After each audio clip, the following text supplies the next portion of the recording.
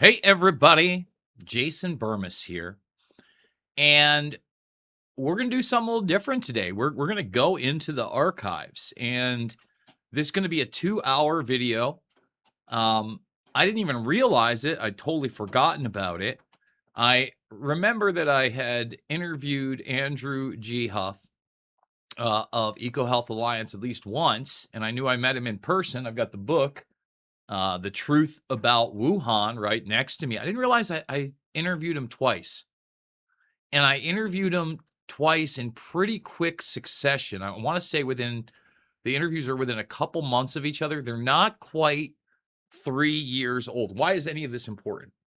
Well, Anthony Fauci, who has a pre-pardon for crimes he supposedly did not commit, but also has never been charged with. And again, the insanity surrounding that and the fact it has not been challenged by the Supreme Court, that the media has been completely silent about it. I mean, pull back.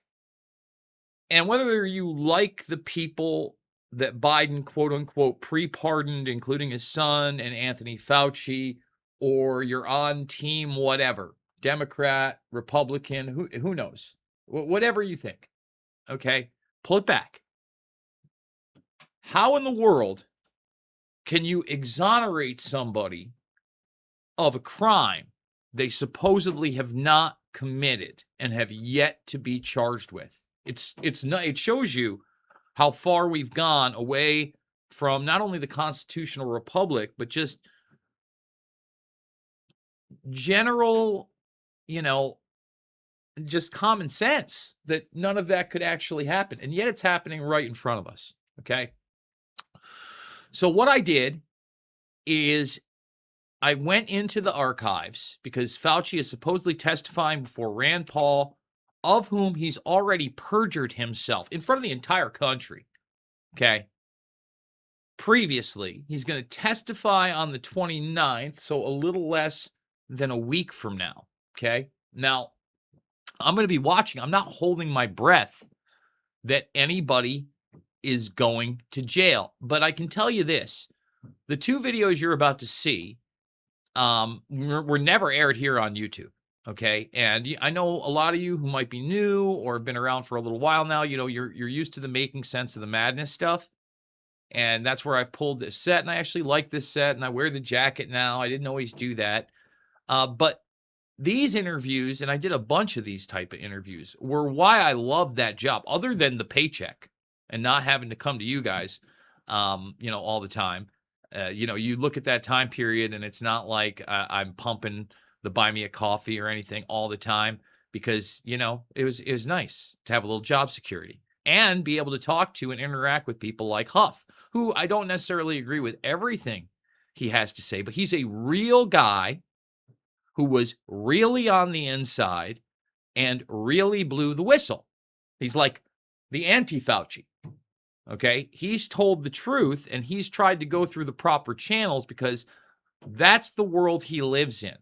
That's the world he comes from. Now, he's had a whirlwind of a ride since those first 2 years. So these two videos, you've never seen them unless you watched them on my Rumble or even before Patriot TV. There was AMP News.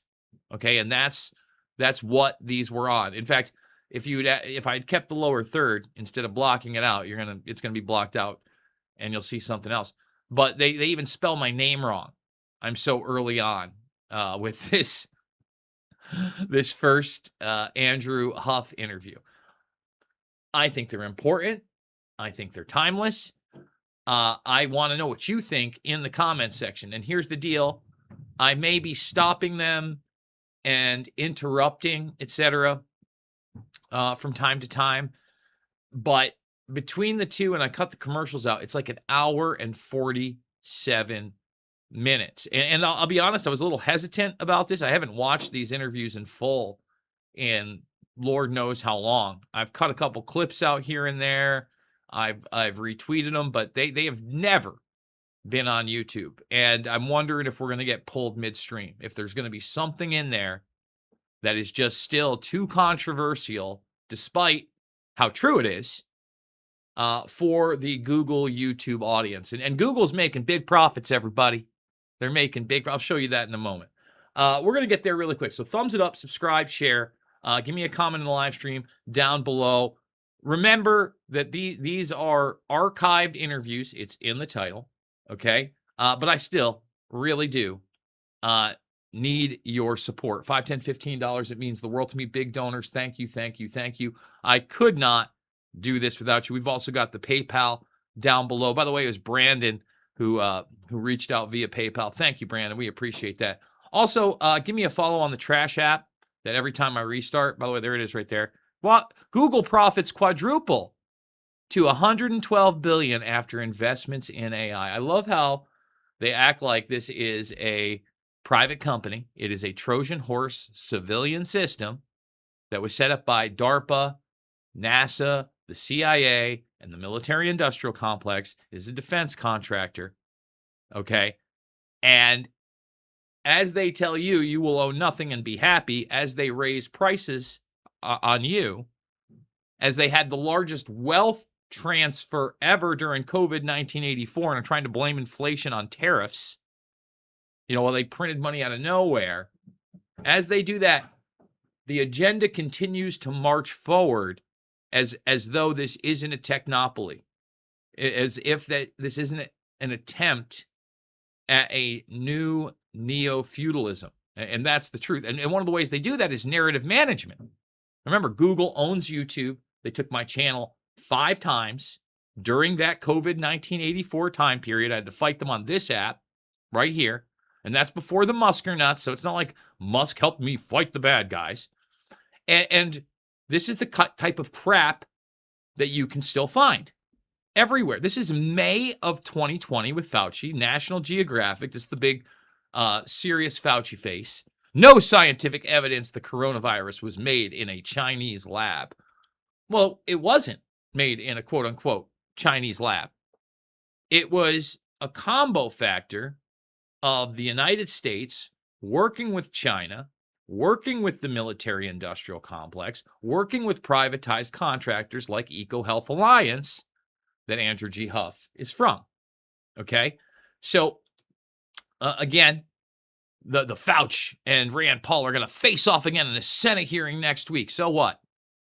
Listen, I'm going to be watching. We may do a live watch-along of that hearing, depending on the timing of it. I think it's on a Wednesday, so that may be a possibility. I think my niece is going to be away at camp, so it'd be a good opportunity to do that.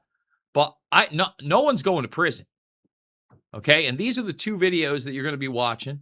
I mean, together, they don't have 6,000 views, and that probably means maybe a couple thousand people actually watch these. It's criminal. I think that these interviews are among some of my most important work, especially when you're talking about the COVID 1984 nightmare with somebody on the inside. So with that being said, with a whopping, it says 22 people watching here right now. Wow.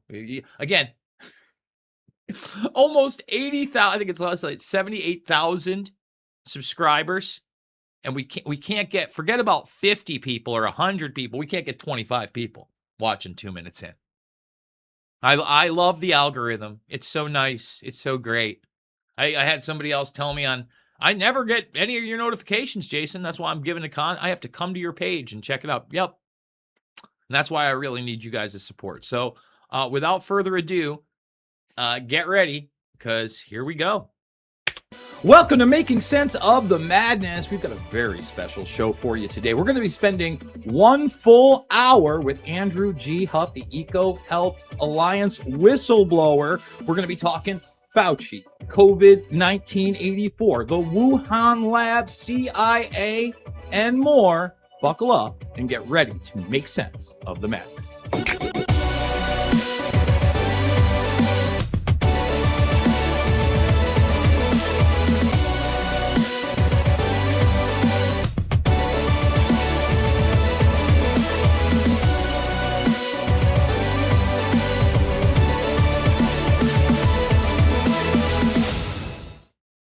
Bats, pangolins, and wet markets. Oh my. There was never any choice. And the documentation that is coming out right now is proving that the powers that shouldn't be were hell-bent on selling the global populace that the COVID 1984 virus was indeed zoonotic and could not have any type of an origin inside a lab or black project at all. And really, these weren't black projects. These were projects that were on the books, really taking the terminology of bioweapons and bio warfare and using Bernaysian terms like gain of function. Recently, it has been reported by the New York Post and others that the Central Intelligence Agency got involved early with the experts and tried to sway them to say that the virus was indeed zoonotic. Now, 6 of these people refused to do that, and yet the 7th, the one at the top that the CIA supposedly did not talk to, well, they said it couldn't be anything but from an animal. And now we have reporting that Fauci met with the CIA directly to try to promote that great narrative. To talk about that and much more is our guest, Andrew G. Huff. He is the EcoHealth Alliance whistleblower. Thank you so much for joining us, Andrew. Since we have the hour, and some of my audience may not be familiar with your story, let's take us through this time period with EcoHealth Alliance where you're having revelations of what is going on with this COVID-19 pandemic, Andrew. Sure. So I was hired as a senior scientist at EcoHealth Alliance in 2014. I was promoted to vice president about a year after working there, and I left the organization in 2016. And actually, when I left the organization, I was on bad terms with Dr. Peter Daszak. I thought the mission of the organization, I thought that the entire project, or actually the scope of projects being conducted by half the company, were basically a boondoggle, and they weren't going to go anywhere. And I really didn't think much of it when I left EcoHealth Alliance. But to put this in context of my personal experience and background, so I have degrees in psychology, security technologies, high performance computing, modeling and simulation with like 3D programs, and my PhDs in emerging infectious disease epidemiology, and I specialize in pandemics, biowarfare, bioterrorism. I did a postdoc while working at Sandia National Laboratories at MIT. And I was sort of the government's go-to guy for biowarfare, modeling, pandemic simulation while I worked at Sandia. And prior to that, I worked at a Department of Homeland Security Center of Excellence, where I was introduced to all the big players in biodefense and chemical defense. And they used to call it NBC, nuclear, biological, and chemical, back in those days. So the point is, I was really groomed to be one of these people, to be a leader in the field within the government, to be a bureaucrat in the space. And I was trying to get away from all of that doom and gloom. I no longer wanted to have a top secret clearance. And that's when I went on to work at EcoHealth Alliance. Now, fast forward to 2019, I caught wind of the infectious disease spread in mid to late December 2019. And I started calling all my friends and my peers asking, is this the next big one? What's going on here? And when the fact came out that this was a coronavirus spreading in the city of Wuhan, and I was well aware of the gain of function research that EcoHealth Alliance had been doing at the Wuhan Institute of Virology, because I reviewed the proposals while I worked at EcoHealth Alliance. We openly discussed these projects while I worked at EcoHealth Alliance. It was obvious to me that this was most likely a laboratory leak.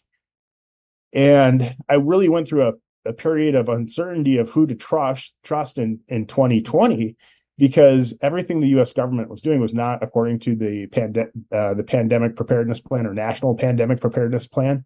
There's several of those actually across different government agencies, but they're more or less the same. And I contributed to a few of those over the years. So I was really confused to what's going on. The narratives, the facts, telling people to wear masks, not to wear masks, not to worry about the spread of this disease. And that's just not what you're supposed to do if you're in a leadership position in the government when you have a disease like this spreading. Humans are sort of like prairie dogs in a sense.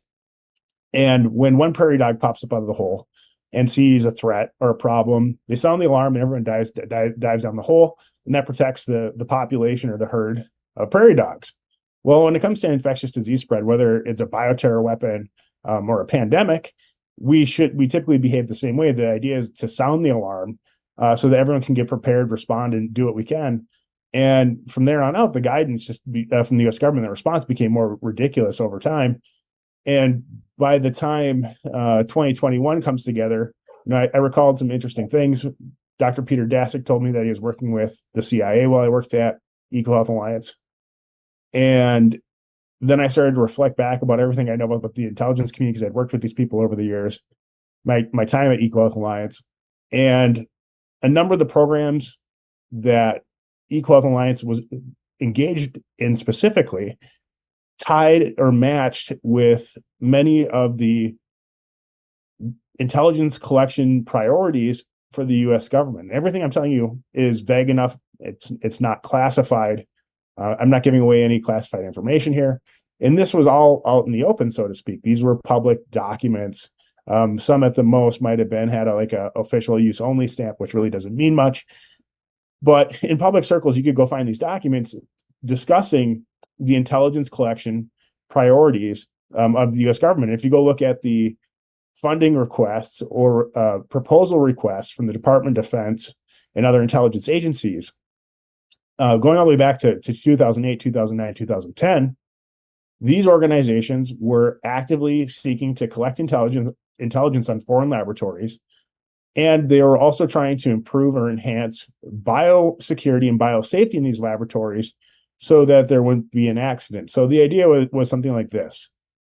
We could fund foreign laboratories through different government agencies, whether that be through the Department of Defense, the Department of Energy, the Department of State, USAID, to build capacity in these foreign laboratories, and then to build relationships with U.S. government scientists and other policymakers so that we had good relationships with these laboratories, so they were allies or friends with the United States, and then we could sort of watch and see what they're up to. This was no secret. There was actually legislation passed or introduced during the Obama administration to make all this happen. It's called the Nunn-Lugar Act. So much of this I discuss in my book, The Truth About Wuhan. So all of this was out in the open, but just unless you were an expert in this field, you're not really aware of it. And then if you fast forward to the point where you get to 2021, 2022, and 2023, when I come out with these, the allegation, and I have the documents to prove it that EcoHealth Alliance was connected to the intelligence community, that's when all heck breaks out loose in my personal life. The U.S. government comes after me. They try to destroy my life, and they fail at that. And a number of other interested parties sort of come after me at the same time or simultaneously. And all this is water over the dam for me at this point. But it's been vindicating, at least, because more and more whistleblowers keep coming forward, which are substantiating my claims.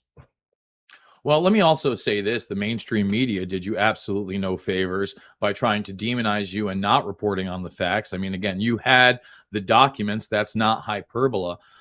Let's talk about the overlap between the Central Intelligence Agency and EcoHealth Alliance, especially in light of these couple of news stories that have come out that the Central Intelligence Agency was vested in trying to get the public to believe that this was a zoonotic or natural virus. And Anthony Fauci seems to be involved with the same thing, when you can look at their internal emails, and the vast majority of these people said, no, this is not zoonotic. It was created in a laboratory.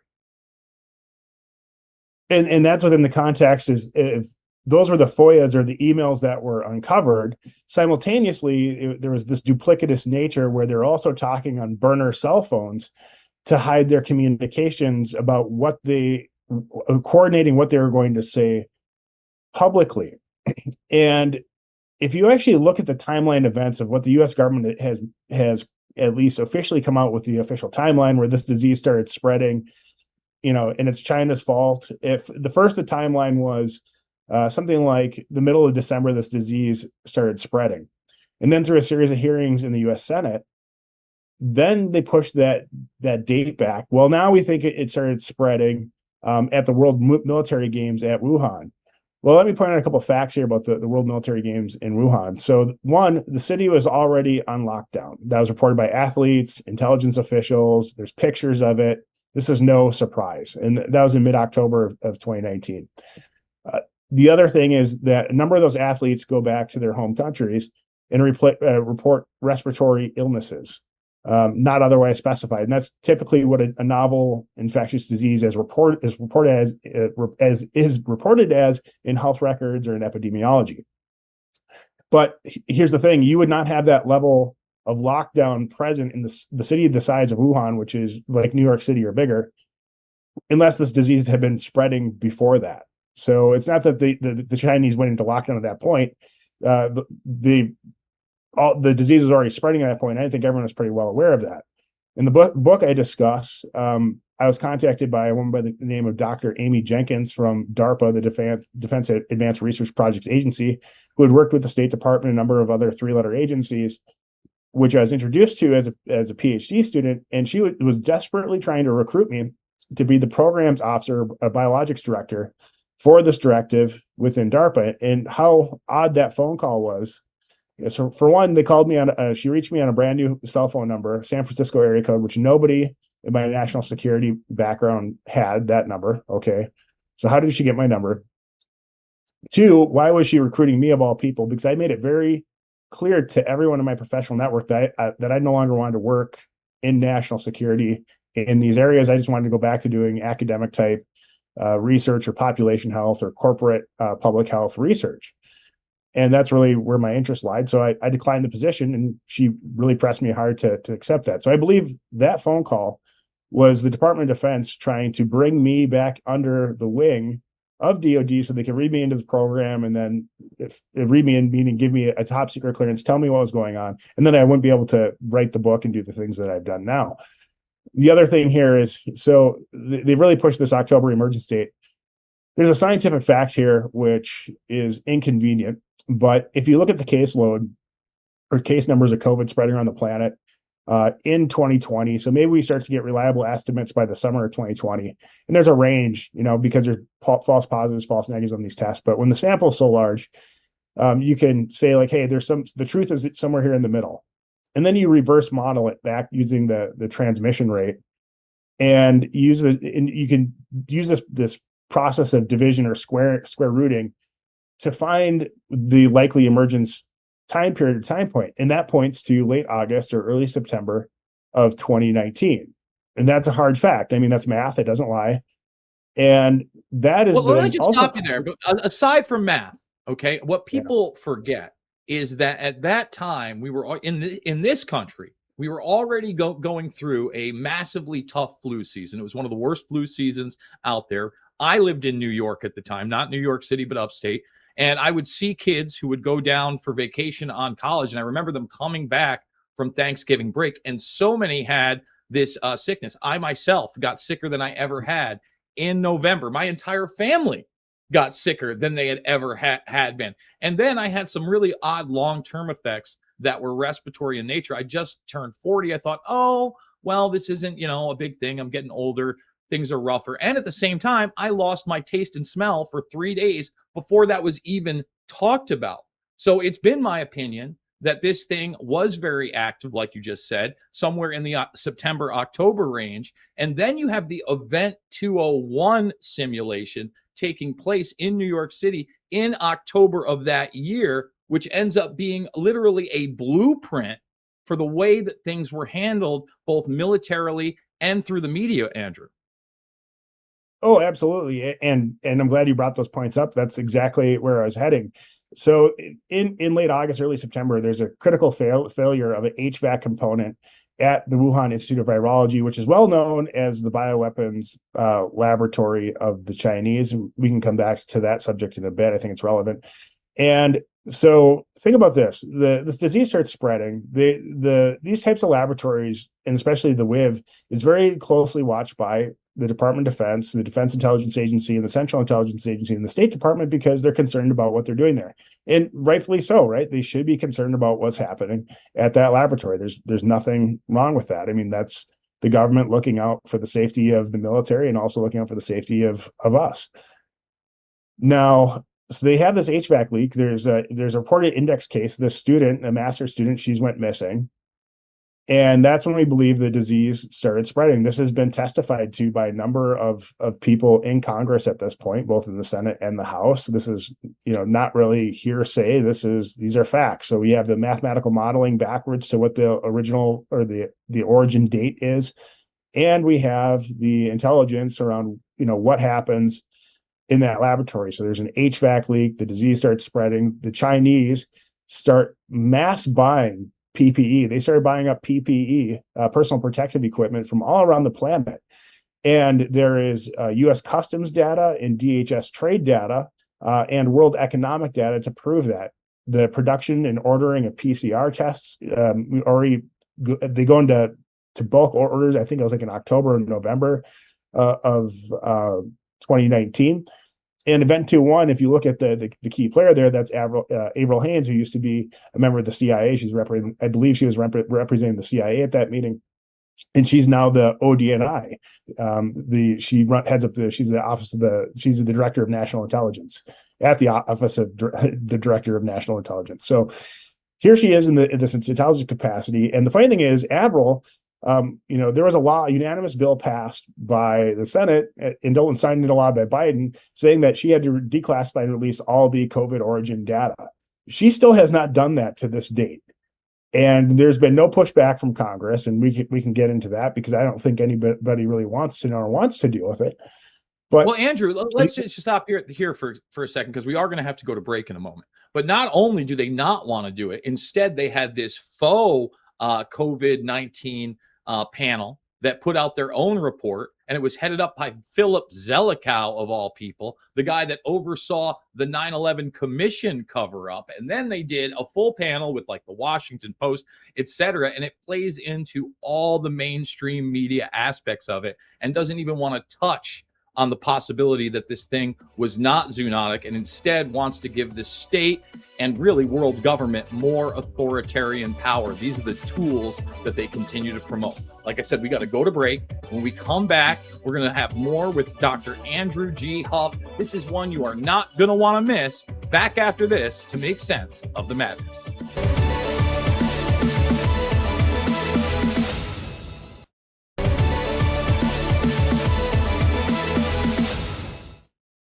We are back with Dr. Andrew G. Huff.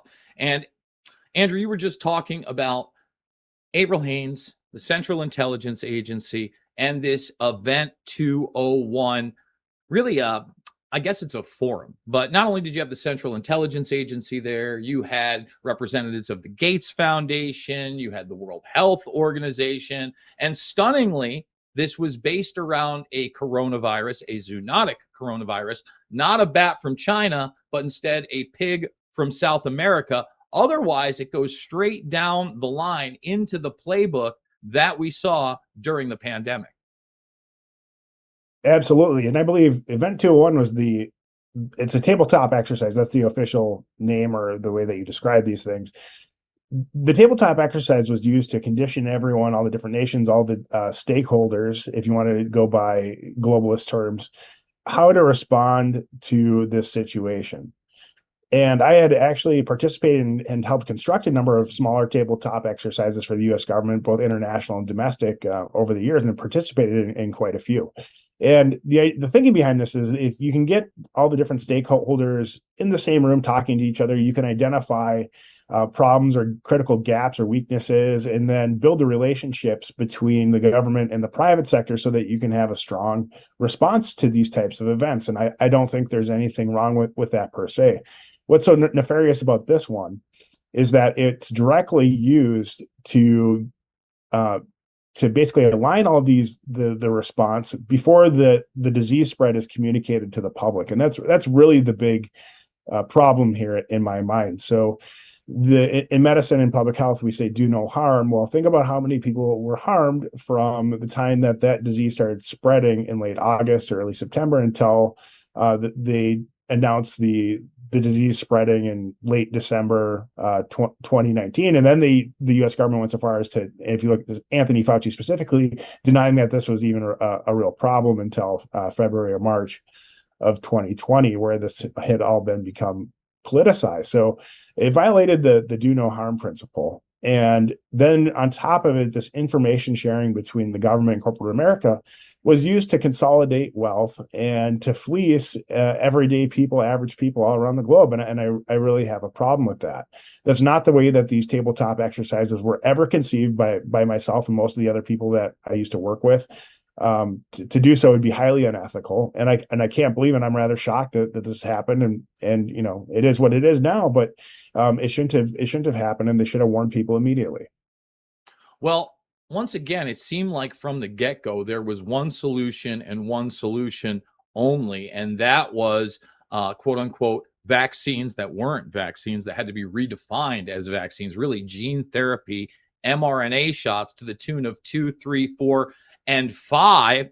And you have this partnership with DARPA, who you mentioned earlier, and Moderna all the way back in 2013 via the Adept Protect program, where they get an initial infusion of $25 million. Now, if people read this press release, they are very clear that these are not vaccines, and in fact, something very different, and they are gene therapy. Now, they move on from that into a strategic collaboration with other entities such as the Bill and Melinda Gates Foundation, BARDA, the medical DARPA, AstraZeneca, who will also get behind these shots, and others. My question to you is, once something like this becomes militarized, do they no longer have to tell us the truth just simply because of the nature? Once something gets a top secret clearance, well, it can't really be discussed in the general public, as you alluded to earlier, Andrew. I don't know if this is so much an issue of secrecy or it being top secret. The Department of Defense actually invests billions of dollars annually into tech startup companies to develop new technology. I don't really find it so strange that they invested this funding into Moderna specifically to identify the mRNA, or to develop and further research the mRNA technology. There was a practical problem that we ran into in public health, which started being discussed in 2006, 2007, 2008. I started coming into those conversations 2008, 2009, and 2010. And so with traditional vaccine technology at that time, there's a real problem. So this is the way it works. There's a disease spreading around, a new disease. Okay. We don't know whether it's a pandemic or a bioterror agent. We have to figure that out. Simultaneously, though, we also have to respond to the event that's occurring or taking place, this disease spread, the burden on the hospitals. And by the time they isolate the virus or the pathogen that's causing the pandemic, then they have to figure out how to formulate a vaccine and then make that vaccine and scale it in chicken embryos. That's the process. And that takes usually 8 to 9 months, best case. And then at the end of eight or 9 months, then you have to run through clinical trials on that. And that can take years. So it put the policymakers and the bureaucrats in a really tough position. So take the legislative branch out of this, take the courts out of this. This is really on the deep state, the administrative state, to solve the problem at this point. And they looked at the tools available, and the tools available to solve this problem is, well, one, they can use War Powers Act through the Department of Defense for a national emergency to build a product quickly. And that's identified as the policy mechanism to do this legally, okay? Because the government, these bureaucrats, they tend to always follow the rules, except for Dr. Anthony Fauci. And so that's identified as give you the policy mechanism. The other practical need here, the problem that happens, is that there's a series of conversations that happen over and over and over again with the pharmaceutical industry during these tabletop exercises at U.S. government meetings, where when we walk through this scenario of this disease spreading, we say, okay, we're the government, BARDA, I'm pretending I'm wearing the BARDA hat. I'm running BARDA, or I'm running the Department of Homeland Security, or I'm running the Department of Defense. How do we, we'd like you, Pfizer, to make, 100 million doses of this new experimental vaccine. Will you do it? And the answer that they gave us was no. And this is a learning exercise. We're trying to work through the problem with them ahead of the time, so we could, make sure that this works when we experience the pandemic. And it's a fair question. The person at the table then asks Pfizer, well, okay, what's the problem here? They're like, well, we need immunity. And because the biggest cost or biggest liability for pharmaceutical companies is new drug manufacturing liability. They lose a ton of money on new experimental drugs, and it can put them out of business. They're really concerned about it, and rightfully so. If they can be sued for a dangerous product, they will go out of business, and it's their job to make money. So the policymakers then come up with the idea, we'll just grant immunity to the pharmaceutical companies to make medical countermeasures, vaccines, drugs, to respond to emergency threats, whether they're pandemics from novel pathogens or from bioterrorist attacks. This is all above board. I mean, I thought it was a good idea at the time. Okay. I think differently now, but that's hindsight. So immunity ends up being granted. Now you put this gameplay is this actually game plan that had been discussed for years goes into play, and the technology, taking one step back, you're going back to those egg-based vaccines. They take 8 or 9 months. The other idea floated was, okay, DARPA, DOD, NIH, let's get some scientists to develop a new technology, and this is where Dr. Robert Malone comes into play. So we can have a vaccine that we can edit, or we can isolate the virus and edit and create a vaccine within 2 to 3 weeks. And that's the mRNA platform. And the mRNA platform had been tested with HIV and cancer patients. There's a number of different formulations and applications where it had been tested over the years, and it just simply wasn't effective. And many of us knew that. And by the time 2020 comes around, 2021, and I talked to a few of my friends who I think are more knowledgeable on the subject. They're like, yeah, they got all the kinks worked out. Well, I hadn't done my research yet. So there's definitely a problem with using what's called other transaction authority through the Department of Defense, using War Powers Act to put this vaccine into production, manufacturing. And then basically, what's come out through the court cases through Brooke Jackson and Warner Mendenhall, who's her attorney, they sued Pfizer on this issue. Was that the first court has ruled that the U.S. government got the fraud that it ordered. Okay, and it is as strange that is. So, taking a step back, Brooke Jackson reported a series of fraud going on in these Pfizer clinical trials, where they're manipulating records, they were using selection methods which would skew the statistics at the end of the studies. And which is really interesting here is because this is through this process was through other transaction authority using the War Powers Act, it was perfectly legal for the government and Pfizer to do this together. Well, that's a policy problem I guess we're going to have to address going forward. Then the fact that you had Dr. Anthony Fauci simultaneously leaning on the scientists that were conducting studies for NIH on drugs like hydroxychloroquine, ivermectin, to say that those drugs didn't work. And then you had the FDA coming out making statements about ivermectin, which is now deemed to have been illegal or improper. This is all coming together, but you had a lot of people manipulating the system for gain of profit once they got to that phase, because there's huge money here. So the whole idea behind mRNA is it was thought like, hey, this is going to be the game-changing drug, which is going to solve our policy problem of not having a vaccine that we can deliver to the public. Because think back, and when we were in 2020, like late 2020, early 21, everyone wanted a vaccine. Everybody wanted something to make this problem go away.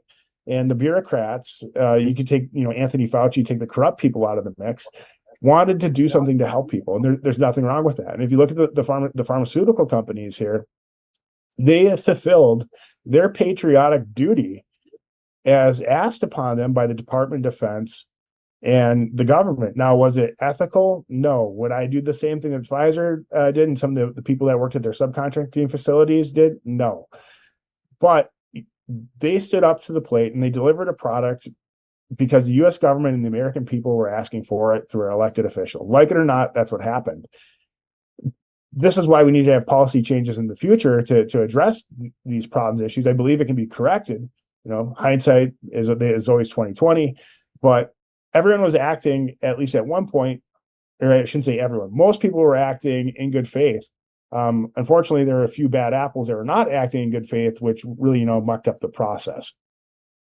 Well, Greg, you talked about basically this partnership with DARPA and Moderna and how they were putting out drugs and doing these testings, but to no avail. But in 2016, they actually patent an mRNA cancer drug. There are reports that this cancer drug, I believe, has a 12 sequence DNA nucleotide identical to the virus itself.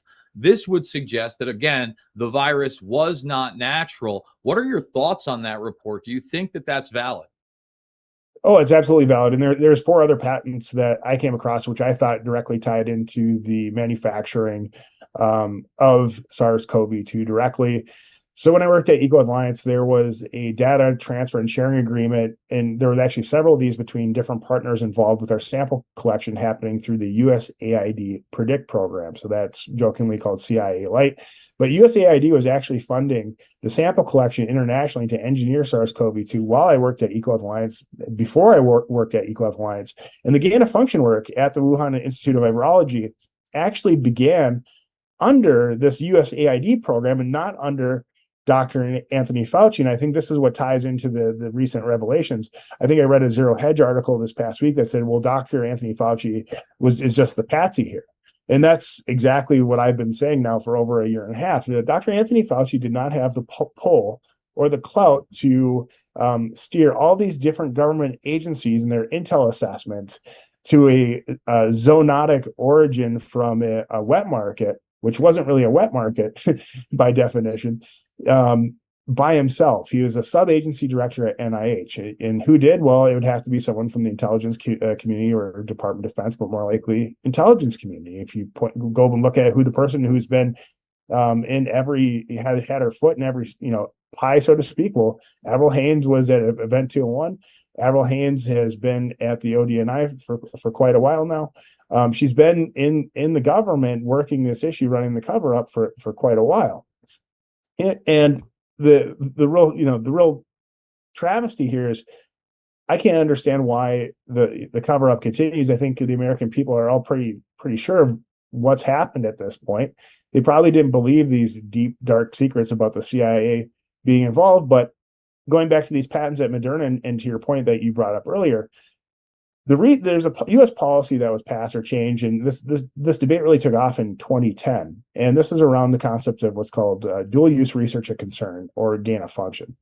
And gain of function simply means anytime that you enhance the pathogenicity, the virulence, the environmental persistence, the lethality, anytime that you're really making these pathogens more harmful. And the U.S. government uses something else called a select agent list.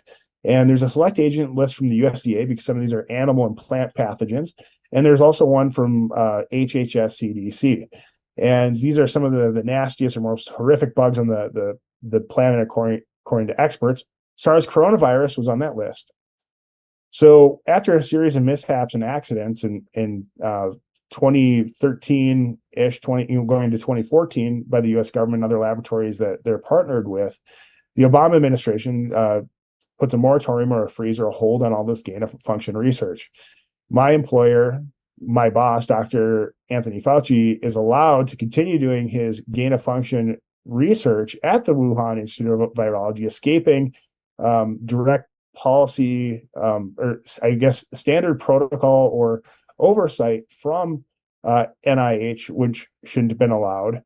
Also, this research should have been allowed because it's on the fringes of something called export control, which is the State Department, Department of Defense, and CIA watching the advanced transfer of biotechnology overseas to our enemies.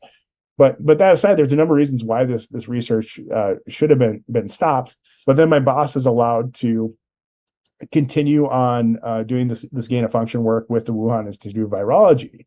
And the reason why they're doing it is that, so this gain of function definition then falls into this other policy called dual use research of concern.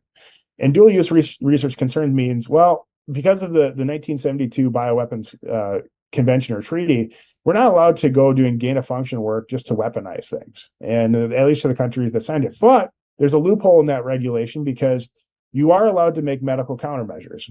And what that means, you can make vaccines, you can make drugs to counter the nasty biological things that your enemies might be doing. Okay, but it's a catch-22 because you cannot predict how nature will evolve, first of all. And to think that you're going to predict how some natural pathogen is going to occur is ludicrous. It's never successfully happened in history. In fact, gain of function has caused more laboratory leaks and disease spread than diseases it's cured or prevented, by millions or billions of cases now. The We've other got to aspect take a of this break. We've got to take a break. When we come back, I want to elaborate more on that. People need to realize that the Nazi experimentations were due to their vaccine programs, where they wanted to release biological weapons on their enemies, but at the same time protect their populace. So this is not new. This is something that's been utilized for decades. We got to take a break. We'll be back after this with Dr. Andrew G. Huff.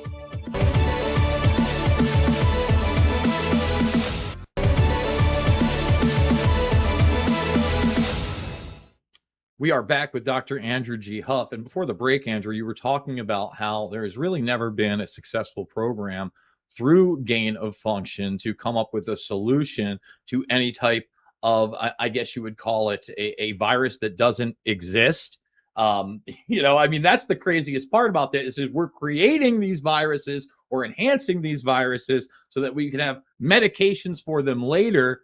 In the case of the COVID-19 84 virus, when they sequenced it, you have people like Ray Kurzweil saying it was only 2 to 3 days before they were able to make that sequence and then insert it to what would be printed up via CureVac and Tesla, which was largely mRNA shots, but some vector based, the vast majority mRNA.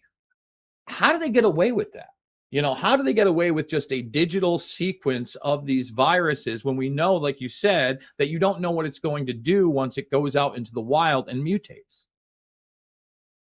Well, they get away with it very simply. So the US and internationally accepted policy is something called dual use research of concern. So you can engage in this gain of function research as long as you're doing it to make medical countermeasures or drugs. So you're making the thing to prevent the nasty thing that could evolve out there. The problem is humans cannot predict how diseases will evolve or how nature will evolve. It's never successfully been done. And we certainly aren't anywhere closer to doing that at this time.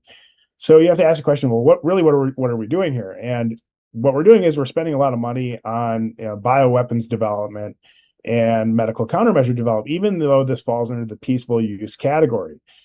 And so this is bioweapons research happening out in the open, and that's fine. It's legal, but we should change that policy and prevent that from happening, because you can see what the consequences are. And then on top of it, we spent billions of dollars developing medical countermeasures and drugs which just haven't been effective, or not safe, and actually are not. They have a risk reward or risk benefit calculation which is non-existent. So there's really not much benefit to taking these jabs for most people, or any people, and there's a lot of potential risk of side effects from taking these products.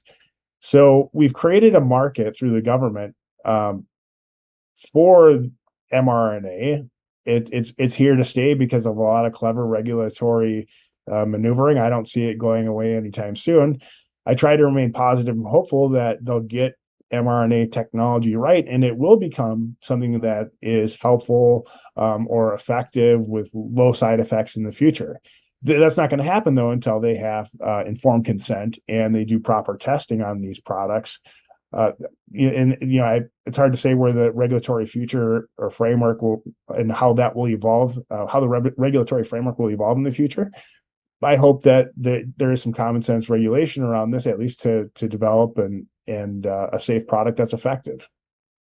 So in the beginning of the program, you discussed how the powers that shouldn't be really came after you and tried to destroy your life. I've seen previous interviews where you've talked about surveillance techniques that the public may not be aware of. I'm not sure if we have the clip, but I do have a clip of basically these technology folks showing how Wi-Fi can be utilized to spy on people internally and map them out. If we have that clip, let's play that, Greg. But of course, it goes further. So in this one, they said, can they understand the inner monologue, the things you're saying to yourself in your own mind? Mind you, by the way, when you dream, like your visual cortex runs in reverse, so your dreams are no longer safe. But we'll try this. So they had people watch a video and just narrate what was going on in the video in their mind. So there's a woman, she gets hit in the back, she falls over. This is what the computer reconstructed the person thinking.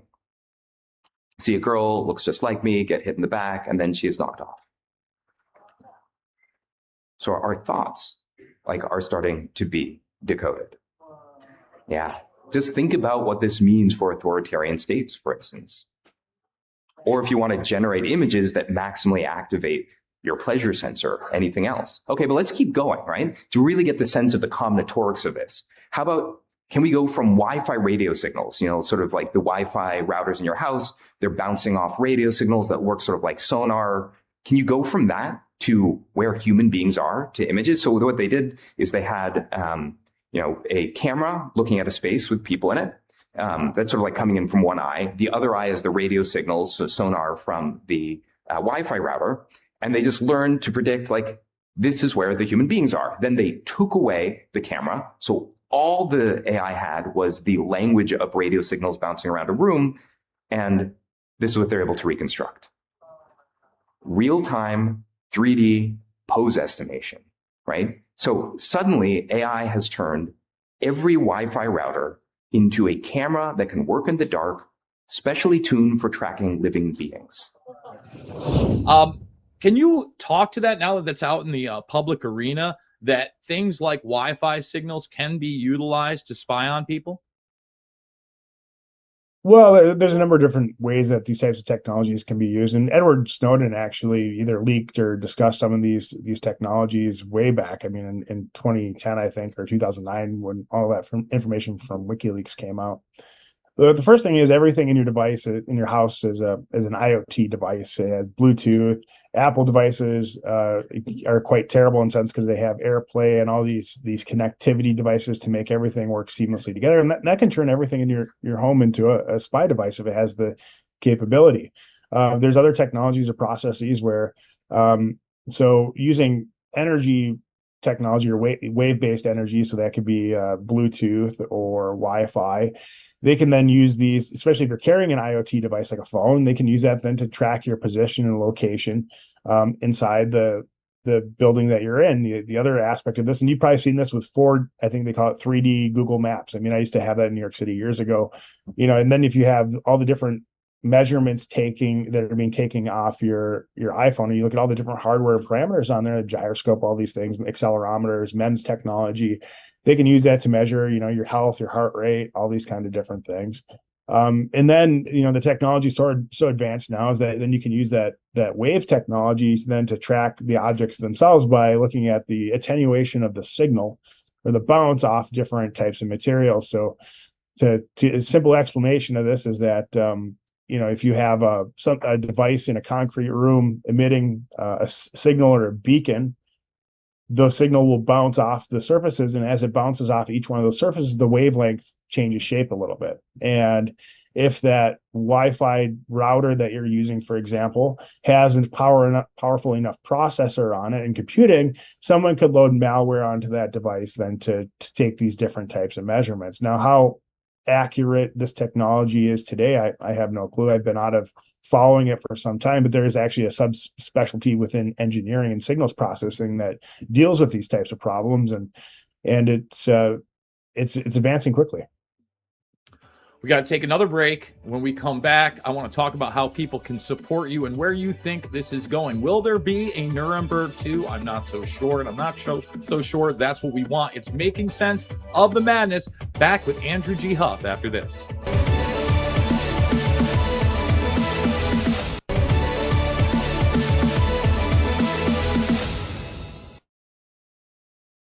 We are back. Short segment of Making Sense of the Madness.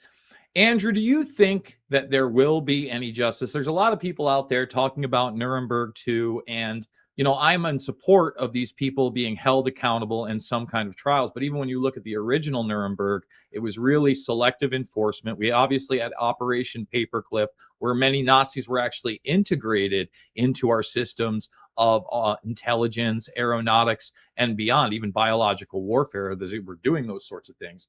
So what are your thoughts on Nuremberg 2 in a few minutes? I don't think Nuremberg 2 is going to occur. I think that some individuals within the U.S. government and potentially in Europe could be held accountable. The question is, this was an international research project to begin with, this gain of function work between the U.S. and China. And who then do you pin the blame on within the Chinese government and the US government. So the US government's responsible for transferring the biotechnology over to China. If a lab leak is actually what occurred and it wasn't some kind of attack or intentional release, that, you know, that's a completely different story, but we won't know unless there's an investigation into that realm. But right now it looks like the evidence strongly suggests a leak. Then the Chinese are responsible for the leak at this laboratory. And so who do you hold accountable? I mean, all these different officials within the Chinese government, I don't think that's going to happen. And actually they're pretty good at holding their own people accountable. In the United States government, are we going to hold everyone accountable over here? But no, there's some people that should have spoke up and said no to this. Dr. Anthony Fauci should have said no, even though that the intelligence community, Department of Defense, were probably asking him to work on this project. So the little bit of history here is that a lot of this chemical defense and biological defense research used to be done underneath the Department of Defense, and then through a series of bills and acts, that research was then transferred over to the National Institutes of Health under the National Institutes for Allergens and Infectious Diseases under Dr. Anthony Fauci. It was just a policy change, and he took on all this research portfolio, but he could have said no to it, or said this is not a good idea. Maybe we shouldn't do this in front of NIH, but they're trying to do this all out in the open, which they did. My former boss, Dr. Peter Daszak, I warned him of some of the risks of working with the Chinese on this specific work. I actually brought up at a meeting, like, aren't you slightly concerned that the Chinese are going to, you know, steal our technology or do something nefarious with this? And you know, look how that aged. So there are certain people that are only acting in their own self-interest which should be held accountable. You know, beyond that, I don't really know who else who you hold accountable here. The one thing that we can do going forward is we change the policy around this to make it so that this kind of thing doesn't play out. A pandemic doesn't play out the way that it did. We should have followed the National Pandemic Preparedness Plan. We should have been open and transparent in the communication of when this disease started spreading.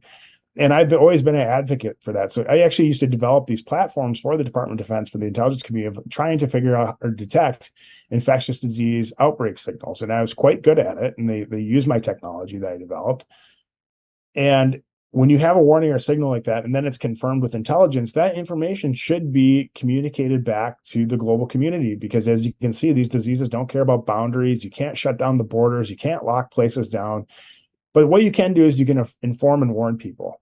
And then the individual can have the freedom or the right to decide what healthcare practices or preventative measures that they want to engage in, if any. It should be on the individual, and they should have the right to decide. They should have informed consent. And that's really the problem here, is that this became a federal push, a federal takeaway of individual civil liberties.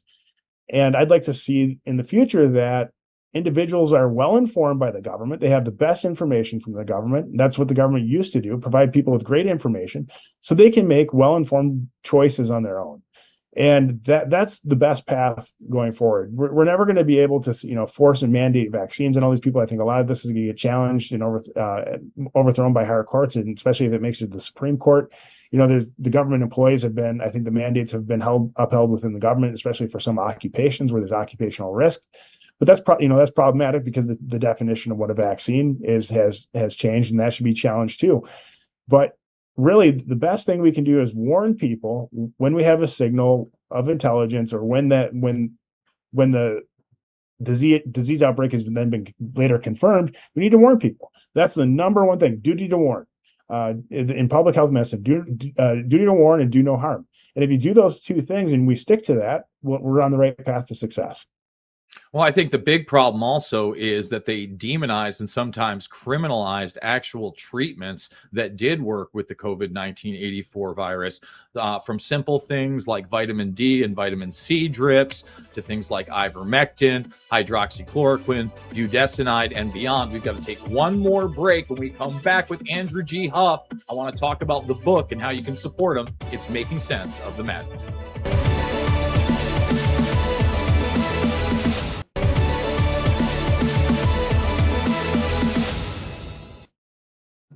Final segment of Making Sense of the Madness with Andrew G. Huff, and I could spend easily another couple hours with this gentleman, just a wealth of knowledge. Andrew, in these last few minutes, really lay it down how you've been demonized, they've come after you, you've written this book, why it's important, and how people can support you. Sure. So they came after me because I was the only person on the inside of this entire system of this bio-industrial medical complex that came forward and told the truth about what was going on. So they had to come after me in terms of what I represent, the threat I represent to basically the globalist agenda, to the restriction of freedoms. So they had to do it, and they did all sorts of craziness. They had drones flying around my house at one point. They broke into my house repeatedly. They were tampering with my devices, hacked all my devices. This was actually perpetrated by the Marquette County Sheriff's Department, Sheriff Greg Zybert, the FBI, Agent Jody Stanley, and Agent John Fortunato. I'll call you out there for your wonderful, and terrible things that you did as FBI agents. And later we found out the Defense Intelligence Agency was the one running the operation. They actually did this through a series of contractors, and those contractors might actually do good by me, so I'm not going to name them yet. But the way that you support me, the best way, go to my website, andrewhuff.com, buy a signed copy of my book. They're $100. I'll have it out to you within a week.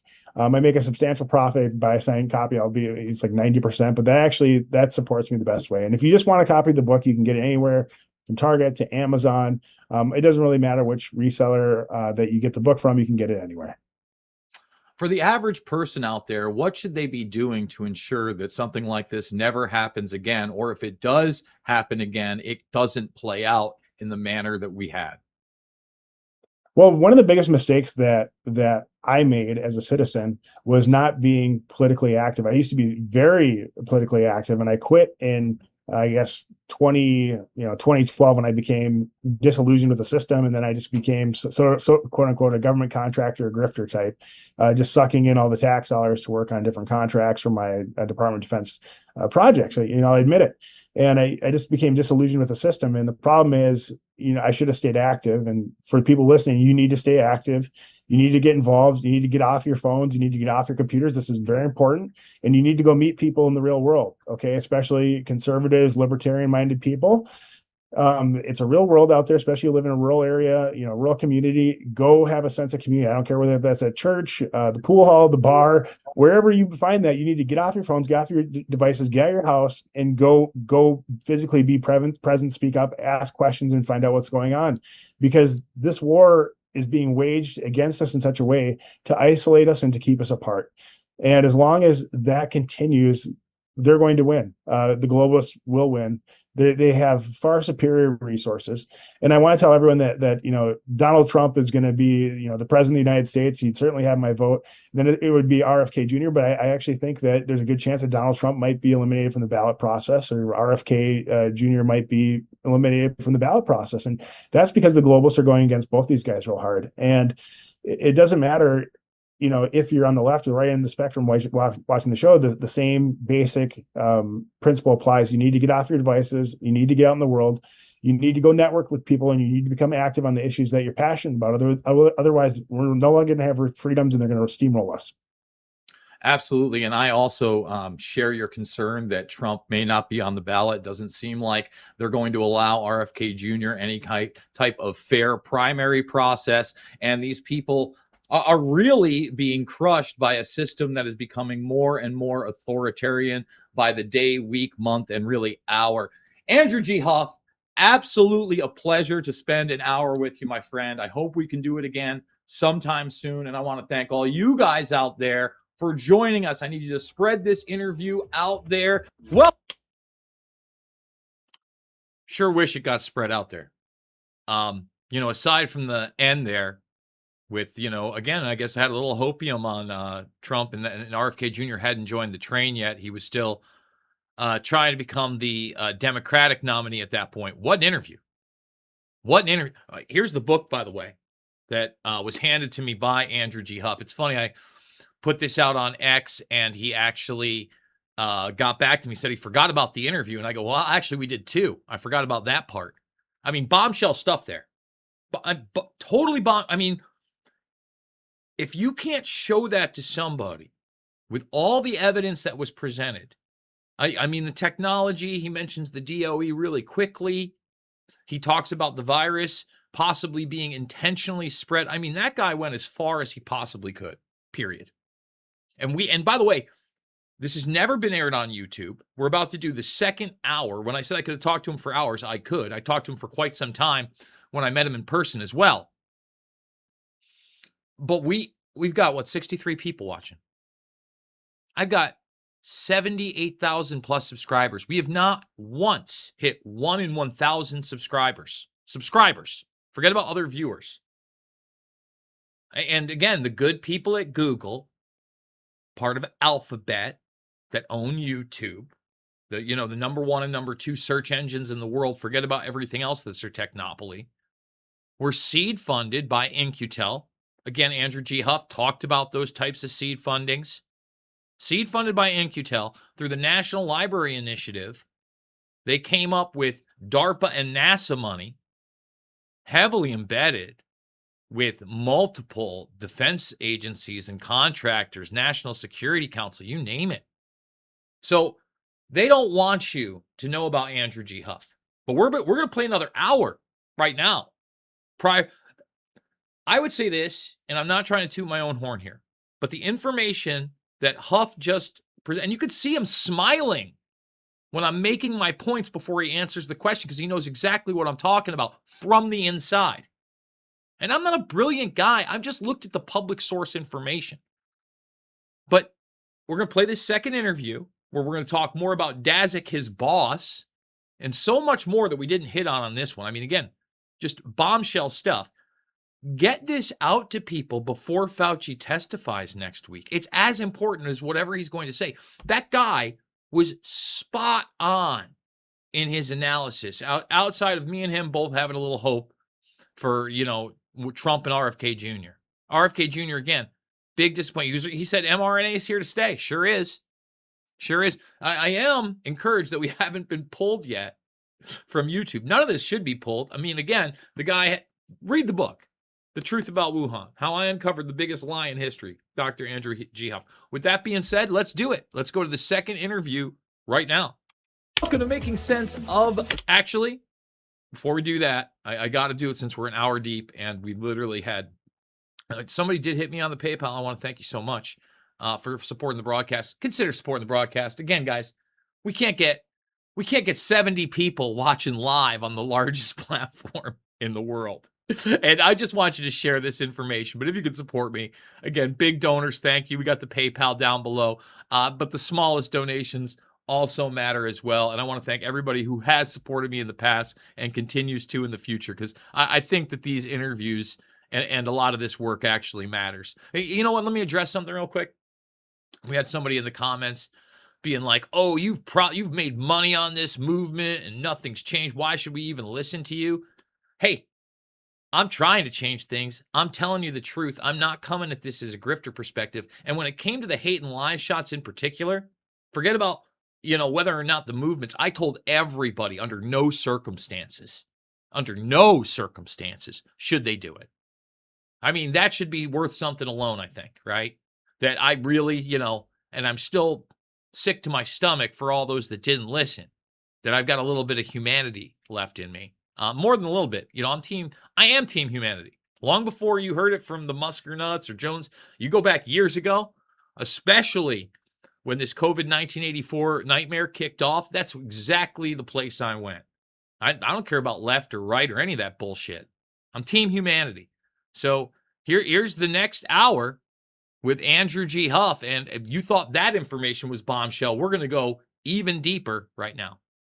The madness, it's a media blackout. Nobody's talking about this, but Peter Daszak is testifying before Congress behind closed doors in this investigation that's asking for documentation all the way back to 2014, yet no media reports. Well, we're going to talk about that for the next hour with somebody that is on the inside of all of it, Andrew G. Huff, the EcoHealth Alliance whistleblower and the author of The Truth About Wuhan, is about to join us. So buckle up and get ready to make sense of this madness.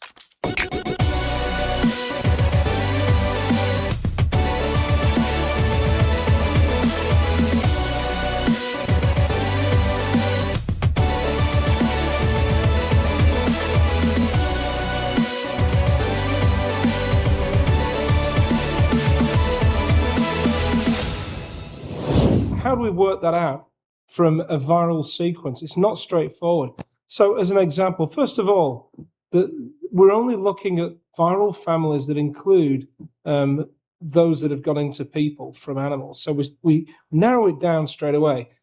Then when you get a sequence of a virus and it looks like a relative of a known nasty pathogen, just like we did with SARS, we found other coronaviruses in bats, a whole host of them. Some of them looked very similar to SARS. So we sequenced the spike protein, the protein that attaches to cells. Then I didn't do this work, but my colleagues in China did the work. You create pseudoparticles, you insert the spike proteins from those viruses, see if they bind to human cells. And each step of this, you move closer and closer to this virus could really become pathogenic in people. So you narrow down the field, you reduce the cost. So there is Peter Daszak admitting to quote unquote gain of function research with bats and coronaviruses all the way back in 2016, sequencing what spike proteins that then are attached to human cells and bind with them. It sounds like an admission to me, but what do I know? We're going to be talking to Andrew G. Huff. Thank you so much for joining us, sir, especially in light of the fact that the mainstream media is not covering this. It was not clear by this congressional letter that we'll pull up on screen briefly for people to check out on whether or not this was going to be testimony for the public or just transcribed. But they are requesting a number of documentation all the way back to 2014, which we'll discuss later. So first off, Andrew, for those that may not be familiar with your story, tell us how you fit into being this EcoHealth Alliance whistleblower that discussed this type of research that was going on with your company and beyond. Sure. So I have a very interesting background and past. I started off my career in the U.S. military, served in Operation Enduring Freedom, Operation Iraqi Freedom, as an infantryman. And then I had a change of heart. I no longer wanted to be in the military, and my passion was science, so I went after it. And then through that, I became a doctor in public health, emerging infectious disease epidemiology, and worked for a variety of agencies at the Department of Homeland Security as a research fellow at the University of Minnesota, Sandia National Laboratories, where I held a top secret clearance, where I worked on pandemics, bioterrorism, and all sorts of doom and gloom scenarios related to public health, much of which I can't discuss. And after I was tired of working in the security state, I went on to look for new work, and I landed a job at EcoHealth Alliance. I was hired as a senior scientist in 2014. That's the time period that's in question. And due to my success there, I was actually promoted to vice president after I brought in about $6 million in short order. And once I was promoted to vice president, I was able to see under the hood at EcoHealth Alliance. And that really... You're still there? Oh, my video cut out on my side. Yeah, no, sorry, man. We're listening. Oh, weird. Well, I can't see anything anymore. My screen went completely black, but if you can hear me, I can just keep going. All right. So we hear and see it. That's the first time that's ever happened. Not to say that my communications have never been screwed with before, but I can just do this like we're doing on the radio. That's fine. So after my success at EcoHealth Alliance, I'm promoted to vice president. I'm able to see under the hood and everything that's going on. And I'm mortified by what I see. And I leave EcoHealth Alliance in 2016. And after I leave EcoHealth Alliance, I never thought anything of it. I thought EcoHealth Alliance wouldn't really amount to much. And then, of course, the coronavirus pandemic happens in 2019. I get early wind of it. I know all the inside dirty secrets and mechanics of what was happening. And I decided to finally come out as a whistleblower in 2021. So let's talk about the pandemic in general and the narrative as it unfolded that this was absolutely zoonotic. Now, that's from a 2016 lecture with Daszak and others, the video clip that we showed earlier. And in it, he's describing EcoHealth Alliance and what they do, and everything is zoonotic. You know, he attributes Ebola, for instance, to probably from bats. He says that HIV is from chimpanzees, and you just heard him associate what coronaviruses that were SARS-like with bats. And then that becomes the initial narrative, despite the fact that, you know, you're talking late 2019 into 2020, In 2016, these programs are clearly taking place. They're not just taking place with EcoHealth Alliance in America, but in China on the record. And there's even partnerships with what are, like you said, our Defense Department, DARPA in particular. Can you go into that? Sure. So this gain of function work at EcoHealth Alliance began in 2014, 2013, under the United States Agency for International Development. It was not Dr. Anthony Fauci at NIH that began this work. That's how they collected the genetic samples from bats internationally. It was through this program called PREDICT. They were partnered with Metabiota, UC Davis. Metabiota, as you might be familiar with, was the company that Hunter Biden's Rosemont Seneca investment firm invested into. That was run by Dr. Nathan Wolf. So Metabiota and EcoHealth were sort of frenemies of sorts. But anyways, these three companies or organizations were going around the planet collecting rare coronavirus samples. And then EcoHealth Alliance specifically was doing gain of function work in partnership with the Wuhan Institute of Virology and Dr. Ralph Baric at the University of North Carolina. This is in 2014. So we collect that preliminary data and those genetic samples, and then we use that for our next proposal to NIH at NIAID, that's Dr. Anthony Fauci's section, for this gain of function work. Dr. Shizheng Li, Dr. Ralph Baric both presented on this work when I was an executive at EcoHealth Alliance. I thought it was sort of boring research. And I came to the conclusion while I worked there, being an expert in emerging infectious diseases, that there was no way that they were going to be able to predict or prevent pandemics from this work. So then that work basically continues through 2017, 2018. I actually leave the organization in the summer of 2016. And in 2019, there's a proposal that's submitted by EcoHealth Alliance to what's known as the Defense Advanced Research Projects Agency, DARPA. For your audience who's not familiar with DARPA, DARPA is the organization within the Department of Defense that makes all the most advanced technology in the world. It's sort of like the Q from James Bond. If you have some crazy idea, they have all the resources to make these crazy ideas a reality. In this diffuse proposal that they submit to DARPA, it basically is the recipe or the cookbook to make SARS-CoV-2. Everything that they're going to do in that proposal is found in this agent, SARS-CoV-2, the wild strain that's circulating. And this is not conspiracy, what I'm about to tell you. There are a number of different organizations that we were sharing our intellectual property with through intellectual property transfer agreements. The Wellcome Trust, the Bill and Melinda Gates Foundation, various government agencies, all our partners on the PREDICT program. There's a long list of partners. And the reason why we're doing this is that, rising tide floats all boats. There's huge financial incentives to be engaged in this research, because the real purpose behind this research is to engage in what's called a medical countermeasures development. And that's a Department of Defense or Department of Homeland Security term for medication or vaccine research or other countermeasures you'd use to counter pandemics, bioterrorism, and biowarfare. So Andrew, really, let me stop you there, because you just talked about all these different agencies and companies that are involved. But here's the key. In 13, you have, it's either 2013, it's 2013, where you have Moderna partner with DARPA. And these are part of the countermeasures you talk about. That's the Adept Protect program. And even then, this mRNA program is to fight biological, whether zoonotic or natural in nature, or biological warfare agents, and sequence them within days and use this mRNA technology to combat them. That leads to the strategic mRNA partnership over the years that includes many of the same names you just said, the Bill and Melinda Gates Foundation, BARDA, Merck, AstraZeneca, the Institut Pasteur. And really, it's the bridge to really that medical, I would call it techno-fascism, that we saw in COVID-1984, to develop the drugs that will eventually be used to combat the virus that seems to be created by the people that develop the drugs. Is that too is that what actually happened, not a conspiracy theory? Well, I don't know if I'd call them techno-fascists, but the one thing that you have to look at each organization that's involved, and they have different motives for why that they would be engaged in this type of work.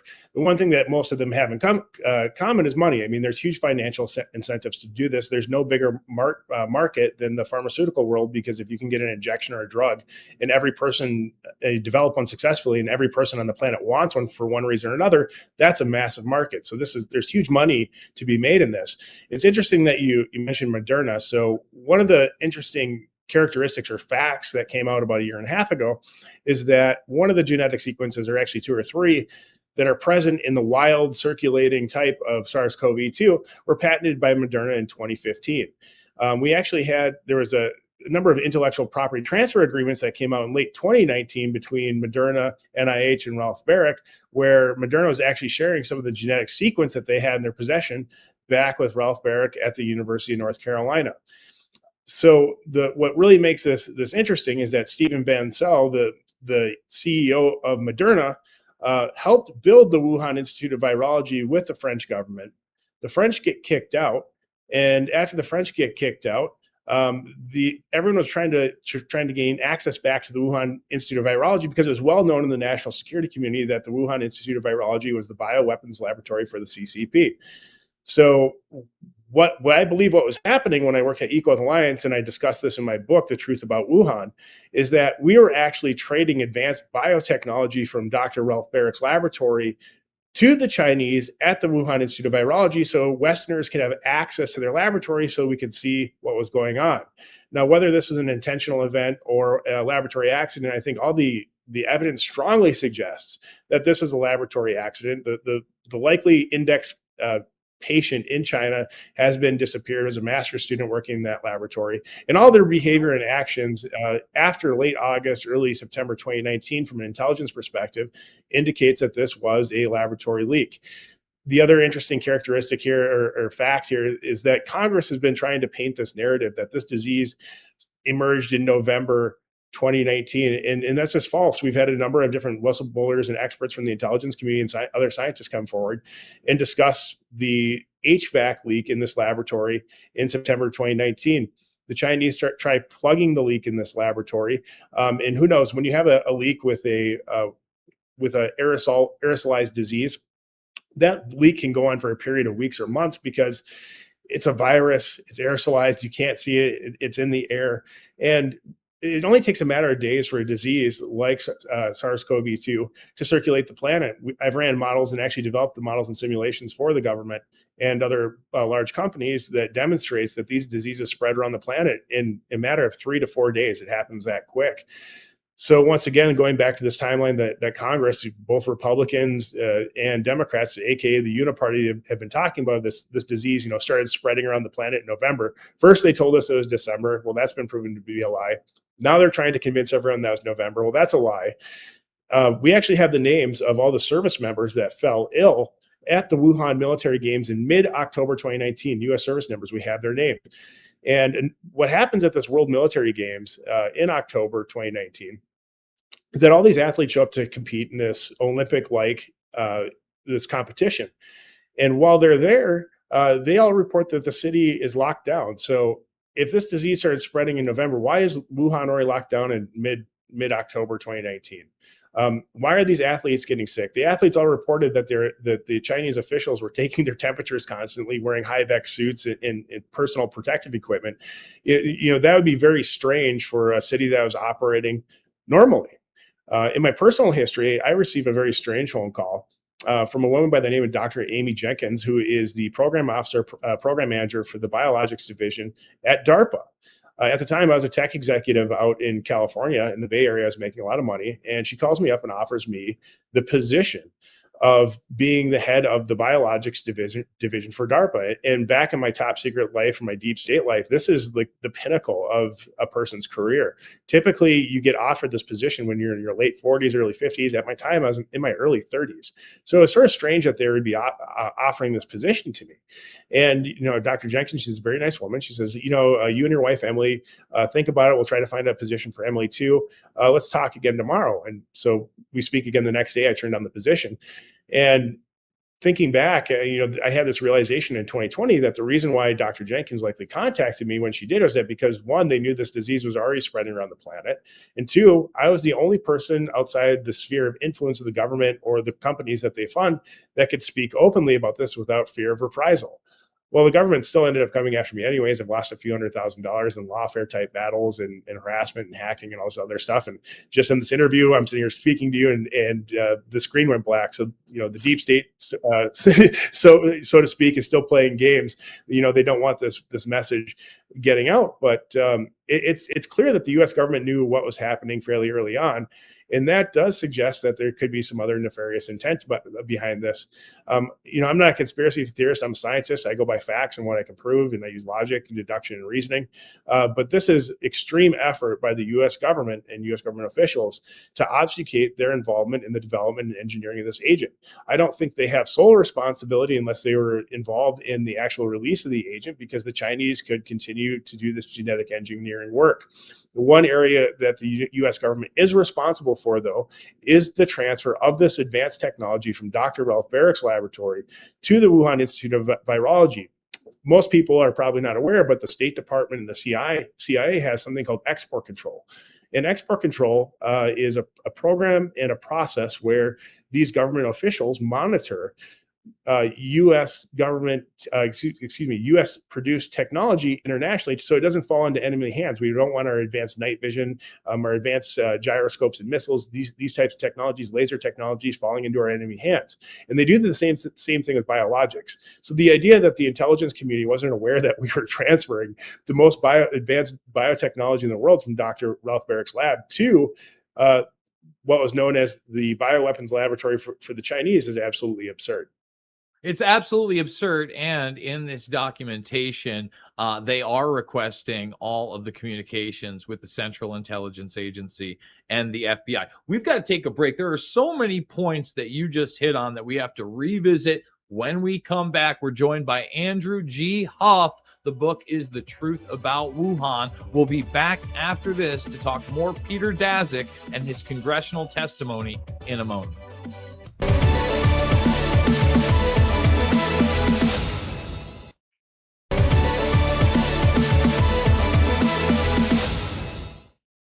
And we are back with Andrew G. Huff. Andrew, I want to take you back to where you were talking about patents and Moderna in particular, because what you said was in 2015, they were already patenting these drugs that had sequences of the quote unquote zoonotic, at least that's the narrative that they were selling us on, virus that was released. Now, the people that have put that out, I believe it was a 12 sequence DNA nucleotide, and what they patented as a cancer drug, that was one of those sequencing. Am I correct? That's correct. So what they're actually patenting were the sequences. For what purpose they use it matters so much less, or matters less. Yeah. So again, that would be a statistical impossibility for it to be of a natural origin. Yet we know that's what Daszak, Fauci, Collins, and other end up pushing through this narrative. So when you talk about culpability, whether intentional or not, and lying after the fact, well, they lied throughout the narrative. You just mentioned that really the evidence, and we discussed this last time you were on the show, shows that it was probably in the United States, either mid to late September into October as well. And you talked about the Wuhan games being in October. We had one of the worst flu seasons ever. And then you look at when they were selling us on the COVID-19 84 virus. Well, they told us the flu disappeared from the planet. I mean, that's a real thing. That was the World Health Organization and others said it literally was gone. So narrative management, I think, is another one of these crimes, especially when you're censoring everybody and locking them down. Well, let's get to Daszak and his role. What do you think Peter Daszak will be culpable of, seeing he was the head of a lot of these programs and the communication point between these laboratories? Well, I think he's going to be found liable in a number of the civil suits that I am an expert in. So there's two big cases. One case is in the Western District of Texas, that's federal court. Another one's in the state of Missouri, and that's with attorney Bruce Kipps on both those cases.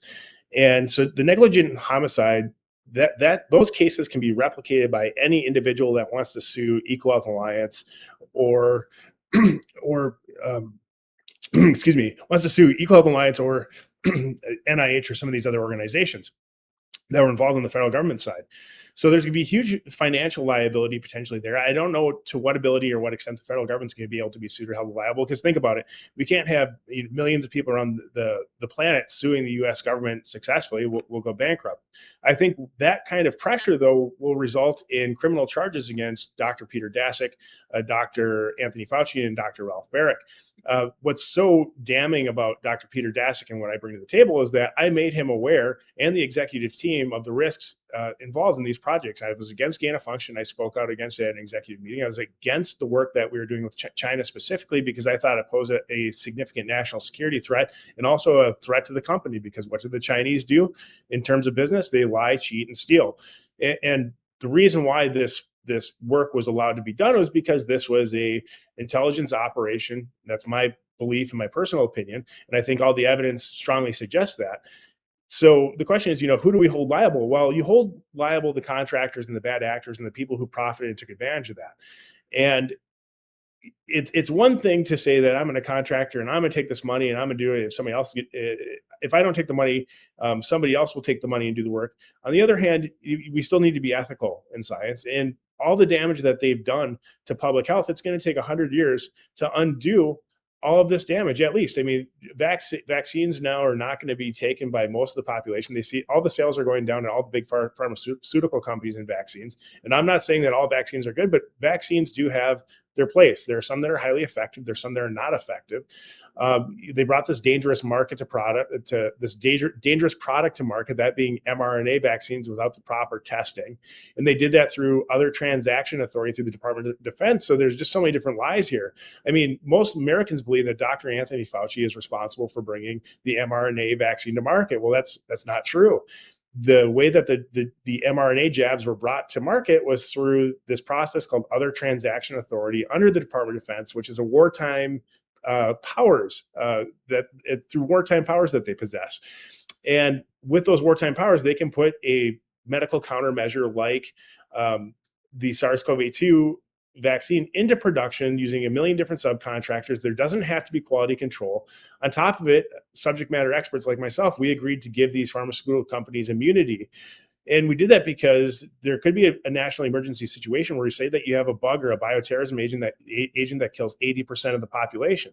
And me being a military man, and a lot of other people, national security being military people, how many people are you willing to sacrifice to save or win the battle? So if the disease is killing 80% of the people, but the vaccine has a chance of killing 20% of people, well, we're going to save more than we're going to lose. So let's let's bring a risky product to market. But never in a million years did people like myself believe that emergency use authority would be abused to then sort of twist the data to then actually get regulatory approval for high-risk products. And that's exactly what happened. You can't make this stuff up. And most of the population, I think, is still oblivious to these facts, but every day is getting better. I think the greater reawakening has happened about a week or 2 weeks ago. And I think the future is looking brighter because everyone's finally becoming aware of these issues. Well, number one, only about 3% are taking these quote unquote new boosters. There seemed to be a push for masking and lockdowns again. That failed. Most people have had enough of it. But like you said, they're not aware of the Defense Department aspect. And to me, this is the most troubling aspect because, Andrew, once you involve the military and especially the Department of Defense, there's a thing called plausible deniability and levels of what classification, you know this well. And they don't really have any obligation, especially in an emergency, even if the numbers were cooked, to be honest with the public about what's in these shots, how effective they are, obviously, and then what the liability will be, aka the risk to reward ratio. We know that risk to reward ratio now. I don't know what the reward was. Myocarditis, you could tell me. I mean, there's a number of other things that you got rewarded if you took these things, but it wasn't immunity. It wasn't stopped from transmission. I don't believe their talking point, which was Bernaysian, that somehow it was going to keep you out of the hospital or keep you away from death. So are they ultimately liable? And is this process we're now seeing where the Defense Department, the CIA, the FBI, a number of universities, including Chapel Hill, are on the hook for their documentation with EcoHealth Alliance until 2014? Oh, they're absolutely on the hook. And to what degree for each agency and which entity or company or academic institution varies. I think UNC could be bankrupted by this easily. The Department of Defense is actually liable to service members because in the contract that you sign with the government, they say that they will take care of you for any service connected injuries. So even if you get sick from the virus while you're on active duty, or if you get injured by the vaccine that they give you, they're liable for that. So the liability payments are going to go through the disability payments are going to go through the roof for the Department of Defense. And that's already happening. The discharges are at an all-time high for vaccine injuries. Dr.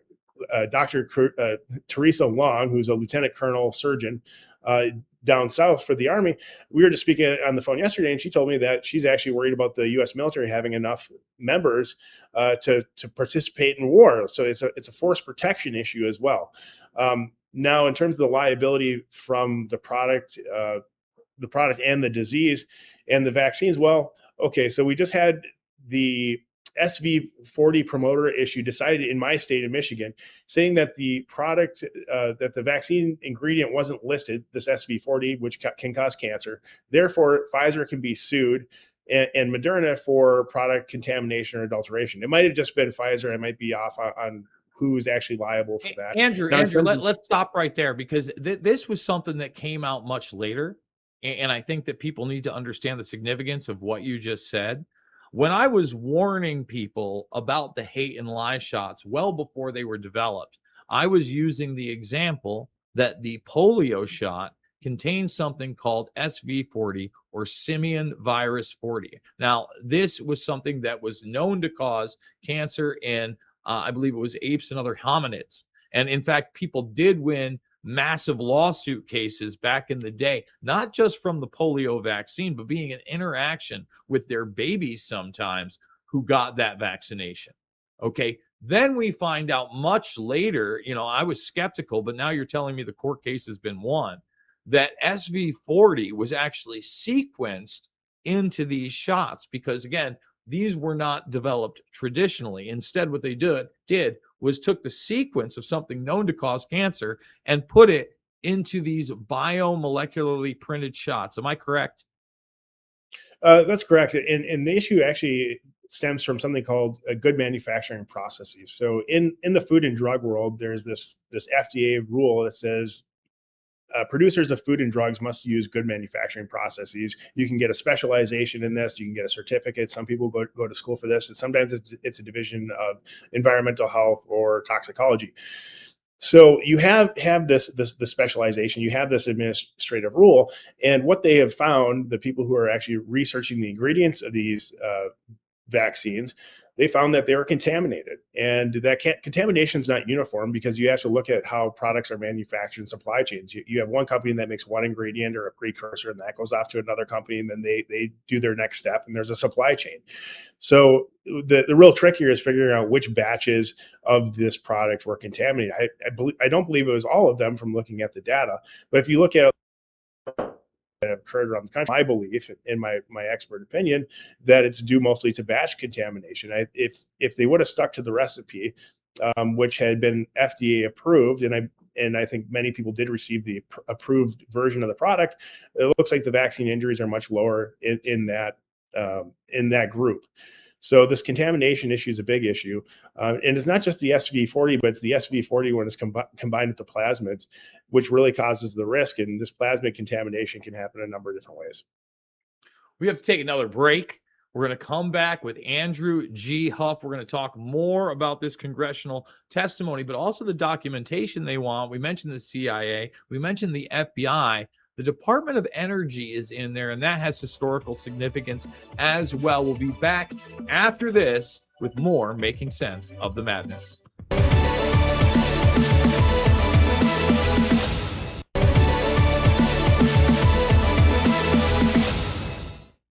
The Truth About Wuhan is the book. We're with Andrew G. Huff, and we're talking about really not only Dazik, but this whole situation.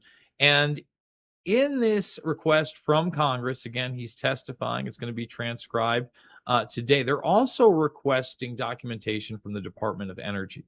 Now, for those that don't know, back in the 90s, Bill Clinton had to come out and say, hey, our government did test on not only military members and people in prison, but U.S. citizens. And although some of these things were ethical, a lot of them weren't. And a lot of them were done by the Department of Energy. And the Department of Energy did radiological and biological experiments on U.S. citizens without their knowledge. This alarms me. What is their role with EcoHealth Alliance and this quote unquote gain of function research? That's interesting. You're the first person to ask that question. So prior to working at EcoHealth Alliance, I worked at Sandia National Laboratories, which is one of the premier national security laboratories for the Department of Energy. And there's another laboratory to the north of Sandia National Laboratories called Los Alamos National Laboratories. And Los Alamos and Sandia historically work really closely together because it's all about the physics and the engineering of the atom bomb. These are the two laboratories that work on it. They're the most secure and classified facilities in the U.S. Under the Department of Energy. And at Los Alamos National Laboratories, they have been working on the human genome, and they've been cataloging all sorts of rare viruses. I have to be careful about what I speak about about this laboratory at this point, but I can say that if you were to go Google search this or search for this on your favorite browser, you'd be able to look up the different information that they publicly posted related to their genetic engineering work or genetic and analytical work. Exactly. Well, I mean, I understand that you can't talk about it because you have inside knowledge. Listen, I get it. A lot of this stuff is in the public arena because when you think of something like the Department of Energy, the last thing you're thinking about are, I would say, bioengineering or geoengineering or any of these type of biological programs, yet they're really at the forefront. And then they have these different classification levels. Again, this documentation is being requested. We'll see where it goes. Will there be criminal repercussions outside of the arena? If you want to say something else, I'd be more than happy to hear from you. Yeah, sure. I just wanted to hop in real quick because I think it's important. So when I was working at EcoHealth Alliance, I actually tried to foster the relationship between the national laboratories and EcoHealth Alliance so we could submit joint proposals. So while I worked there, that relationship was never cemented. It could have been after it happened after I left EcoHealth Alliance. But if you look at some of the interesting aspects of the genetics of SARS-CoV-2, it does look like there's a missing sequence, right? So there's a missing relative between this specific strain called HKU and another one called RAT13. So there's a missing link here between these two, and that's how SARS-CoV-2 develops. And really, it's the hunt for wherever this missing familial family relative is of these two agents. I believe that was in possession at EcoHealth Alliance. And a little bit about my story is that I started speaking with an individual by the name of Mike Bennett. This guy calls me up at work. He pretends like he's interested in buying some of the biotechnology that my company was selling, and then he quickly moves or segues the conversation to talking about all my time at EcoHealth Alliance. I tell him that I have a copy of the missing sequences, or I likely have a copy of the missing sequences from the work that we were doing in Southeast China on a hard drive in my house. And next thing you know, this hard drive is stolen from my house the next day. So it's likely, or it's proven now that Mike Bennett was a naval intelligence officer, a DHS official, and also affiliated with the ODNI. So this guy steals a hard drive, or he's working on the team that steals this hard drive from my house. So this missing genetic sequence was either property of the U.S. government or property of EcoHealth Alliance. It's hard to say, but based on the fact that they stole this drive from my house, I'm pretty sure the U.S. government knows that this sequence exists and somebody has it. Well, that I hope is an exclusive here today, Andrew. I mean, that's just mind-blowing stuff. But at the same time, that's how the system works. That's this public-private partnership and these levels of classification. And you just brought the Office of Naval Intelligence into there. And a lot of people don't even know what ONI is. My question stands from before. Do you think that anybody is going to be held criminally culpable for any of this?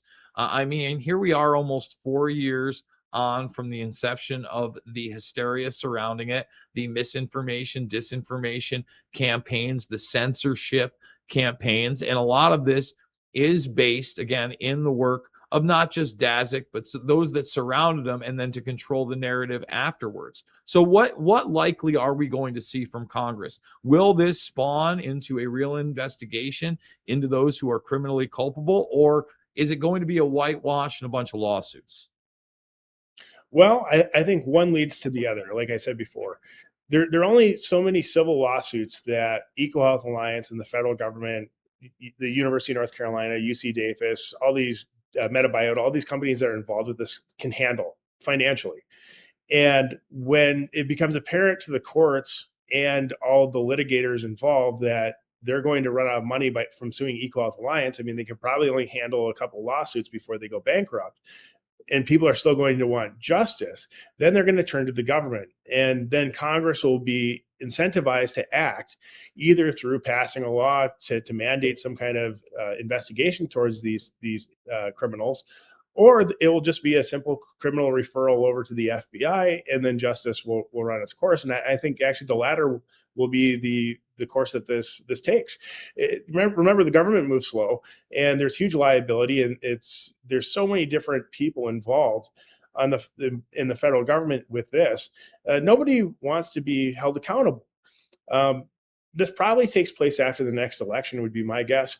I think that this is going to drag on until 2025, 2024, 2025, and that's when the criminal proceedings will begin.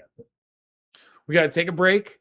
When we come back, I want to talk more about those that are named. They actually go down the list of individuals and institutions. It is Making Sense of the Madness. The book is The Truth About Wuhan. More with Andrew G. Huff after this.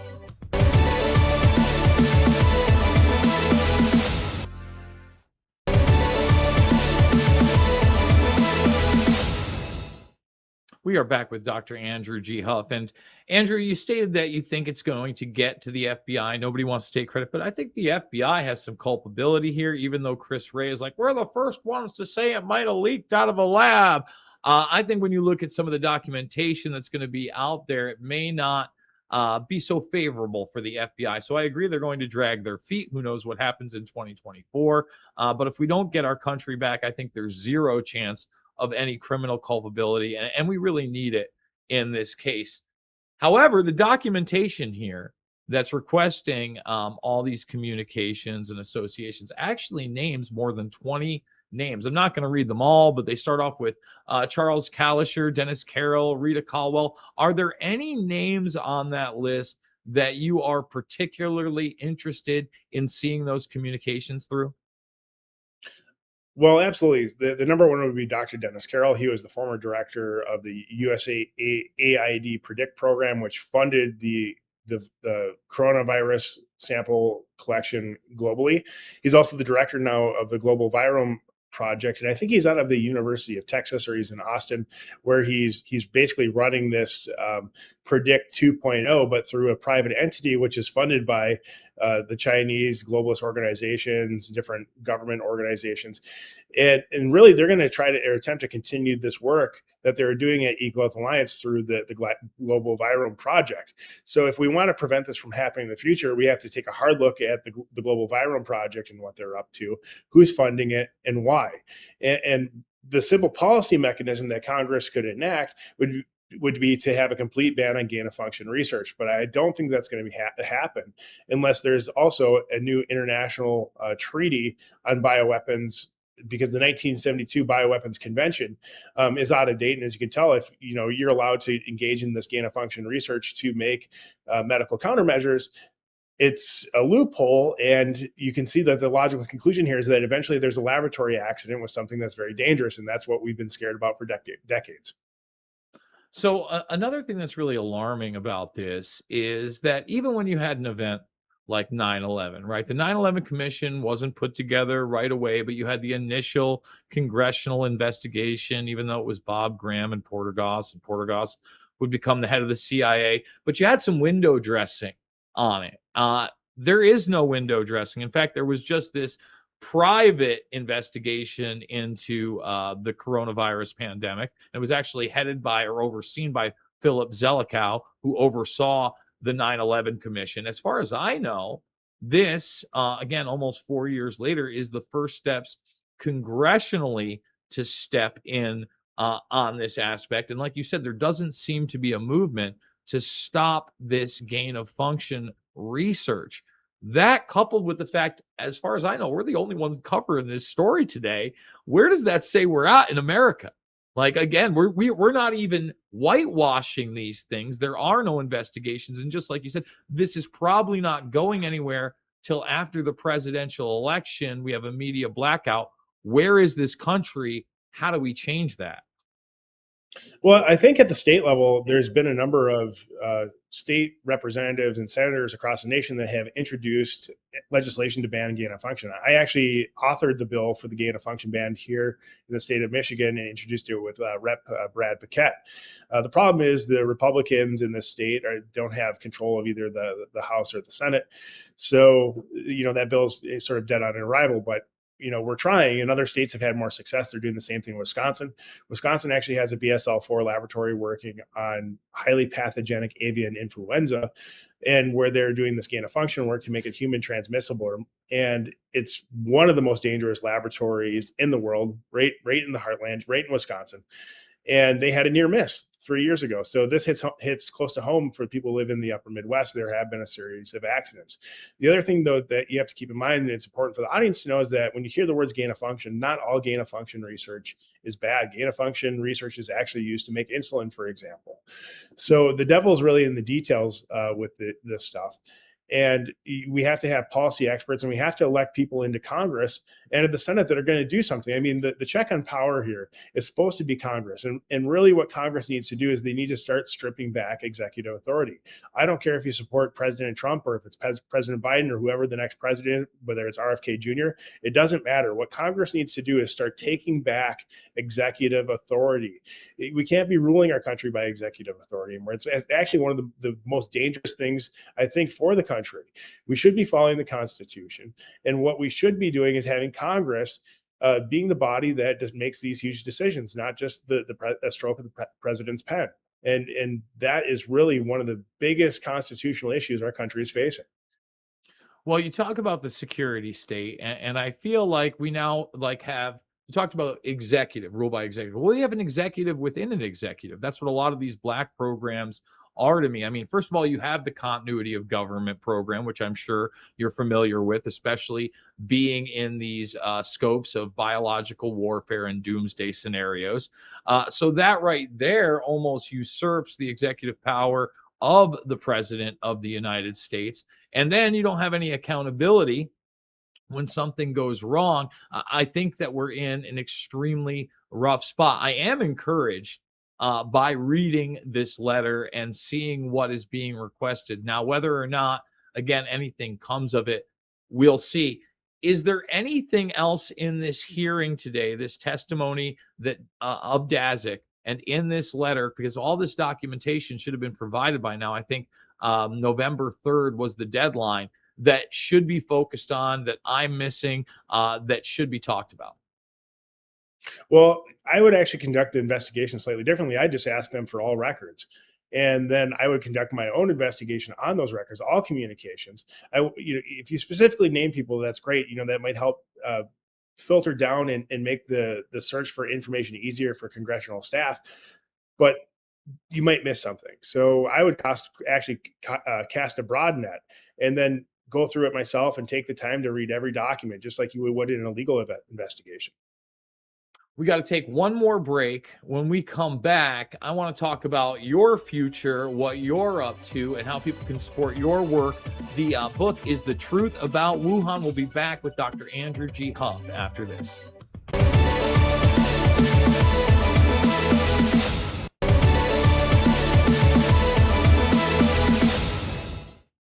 Final segment of Making Sense of the Madness. Now, Andrew, you've discussed the lawfare that's been waged against you. You discussed the several $100,000s that you had to spend fighting this. What are you up to right now? Are you writing another book? Are you ever going to be able to disclose more publicly? Are you trying to get into any possibly, I don't know, classified sessions and give your testimony? What can we expect from you?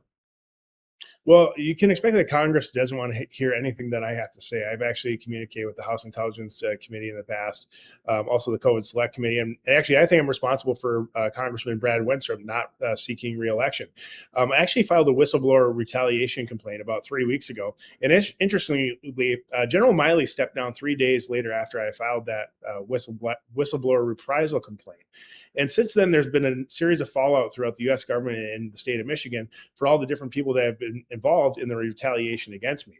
I actually have other legal tricks up my sleeve that I can pull, other executive branch levers against all these people who did all this terrible crap to myself and my family. And, I could fight these people forever in court and probably get rich off it, but that's really not what I want to do. I'm a scientist, so I always have another book or two or a publication in the works, and writing is never ending. And it's sort of interesting. I actually feel like we've won this war, or at least from my perspective. So everyone now knows that this was a laboratory leak, that Eco Alliance was the likely source of it, and the SARS-CoV-2 vaccine was a product of this bioweapons research. So I've accomplished all my objectives. Dr. Dastic is testifying today. And I just had one of my other friends over who's an expert in this, Charles Rixey. He was a former weapons of mass destruction expert in biodefense at the Marine Corps. And we were chatting about this, wow, we accomplished everything that we set out. The only thing we haven't accomplished are, criminal charges against these people. What do we do next? In my district where I live in Michigan, everyone's pressuring me to run for Congress. I'm not sure if I want to do that. It's a very thankless job. Otherwise, I'm probably going to go back to either technology development, engineering, and that's really where my passion is. All right, so let's talk about this whistleblower filing that you put out there. What does that mean? Are they going to have to respond? Obviously, you said you think there's already been some repercussions out there, some people stepping down. But what do you think the likely response of that is going to be? Oh, I think there's going to be a huge, massive fallout. I mean, they're going to have to pay me. Number one, I mean, what they did, they violated my civil liberties, and these government officials, and I have their names, committed all sorts of criminal acts. I have the specific names of Michigan State police officers and Marquette County, Michigan officers that were involved, including my Sheriff Zybert. This actually went all the way to the top of the chain, the Michigan State Police, and through this counterintelligence operation that we ran to figure out who was involved with this, it traced back to the Department of Defense. So the Department of Defense was working through what's called an FBI liaison. That would be Lori J. Bennett is her name. And guess who Lori J. Bennett was married to or related to, probably, we think? Mike Bennett, the naval intelligence officer that stole the drive from my house. So you can't make this up. I got to have all their names. We even have the financial records and proof that the House Intelligence Committee authorized the funding for this operation against me. And guess who they gave the contracts out to?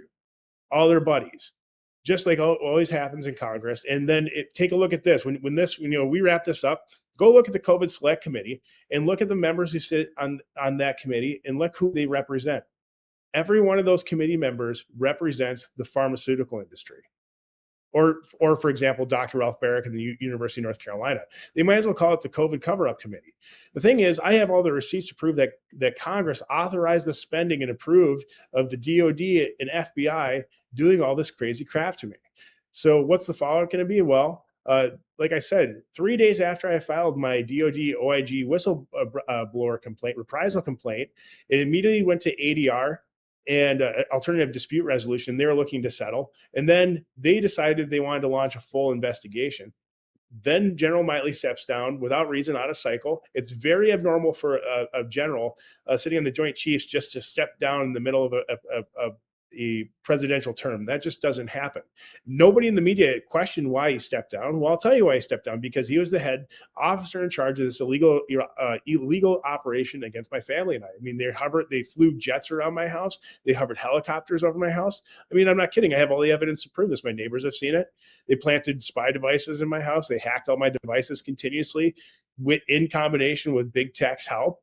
I mean, so big tech, like, for example, Apple was probably just giving my encryption keys to the FBI.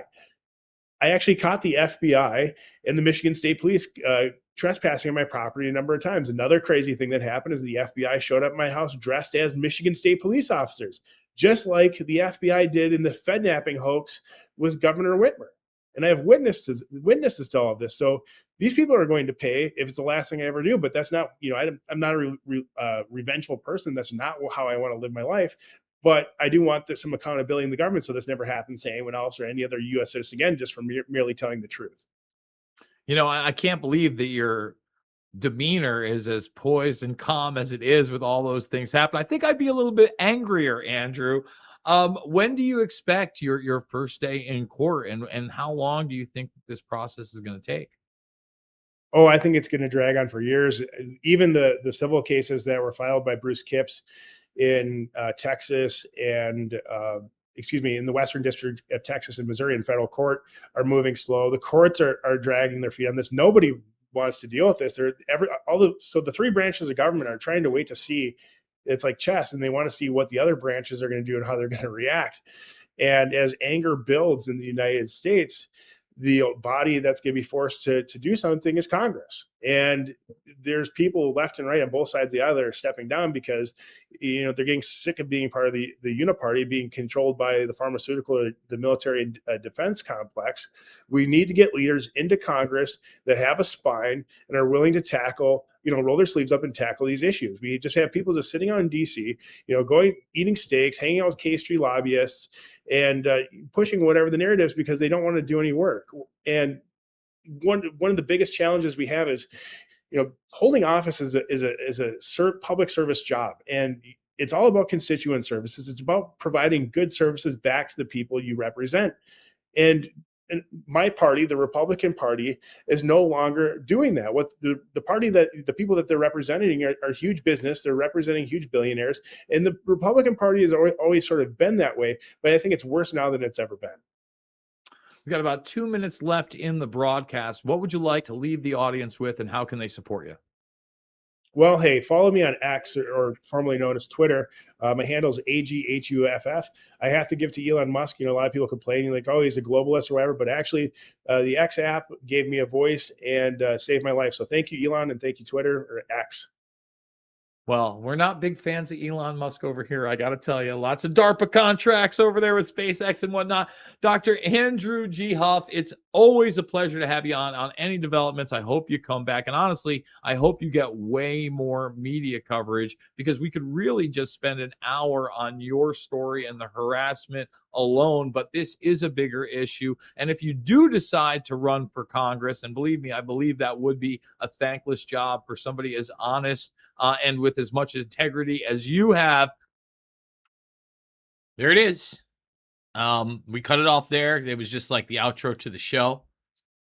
I mean, again, how much bombshell info was in that interview alone? How much of that stuff have you heard absolutely nowhere else? Anyone else talking about the SV40 sequencing? Absolutely not. Absolutely not. They're putting out emails from Daszak. We showed you Daszak's basic confession in the beginning of that hour. So, 2-hour broadcast. It's never been on YouTube before. You really do wonder, how much steam. I mean, again, I have a very small audience. We didn't even hit 100 live viewers. I think we once hit 1 out of 1,000 with 78 viewers. But we're doing it, and we're doing it with you, because this isn't like a political show. This isn't about conservatives or liberals, Republicans or Democrats. No. It's about left or it's about right and wrong, never left or right. Okay. So if you like that, please consider supporting the broadcast with the links down below. Again, $5, $10, $15, big donors. I can't thank you enough for your past and future donations. We've also got the PayPal down below. I hope you guys enjoyed the broadcast. I hope that you will share the information that Andrew G. Huff just told you with others. Share these interviews. They're evergreen. They're going to be as relevant today as they were almost 3 years ago, as they will be 3 years from now. So I love you guys, and I'll see you all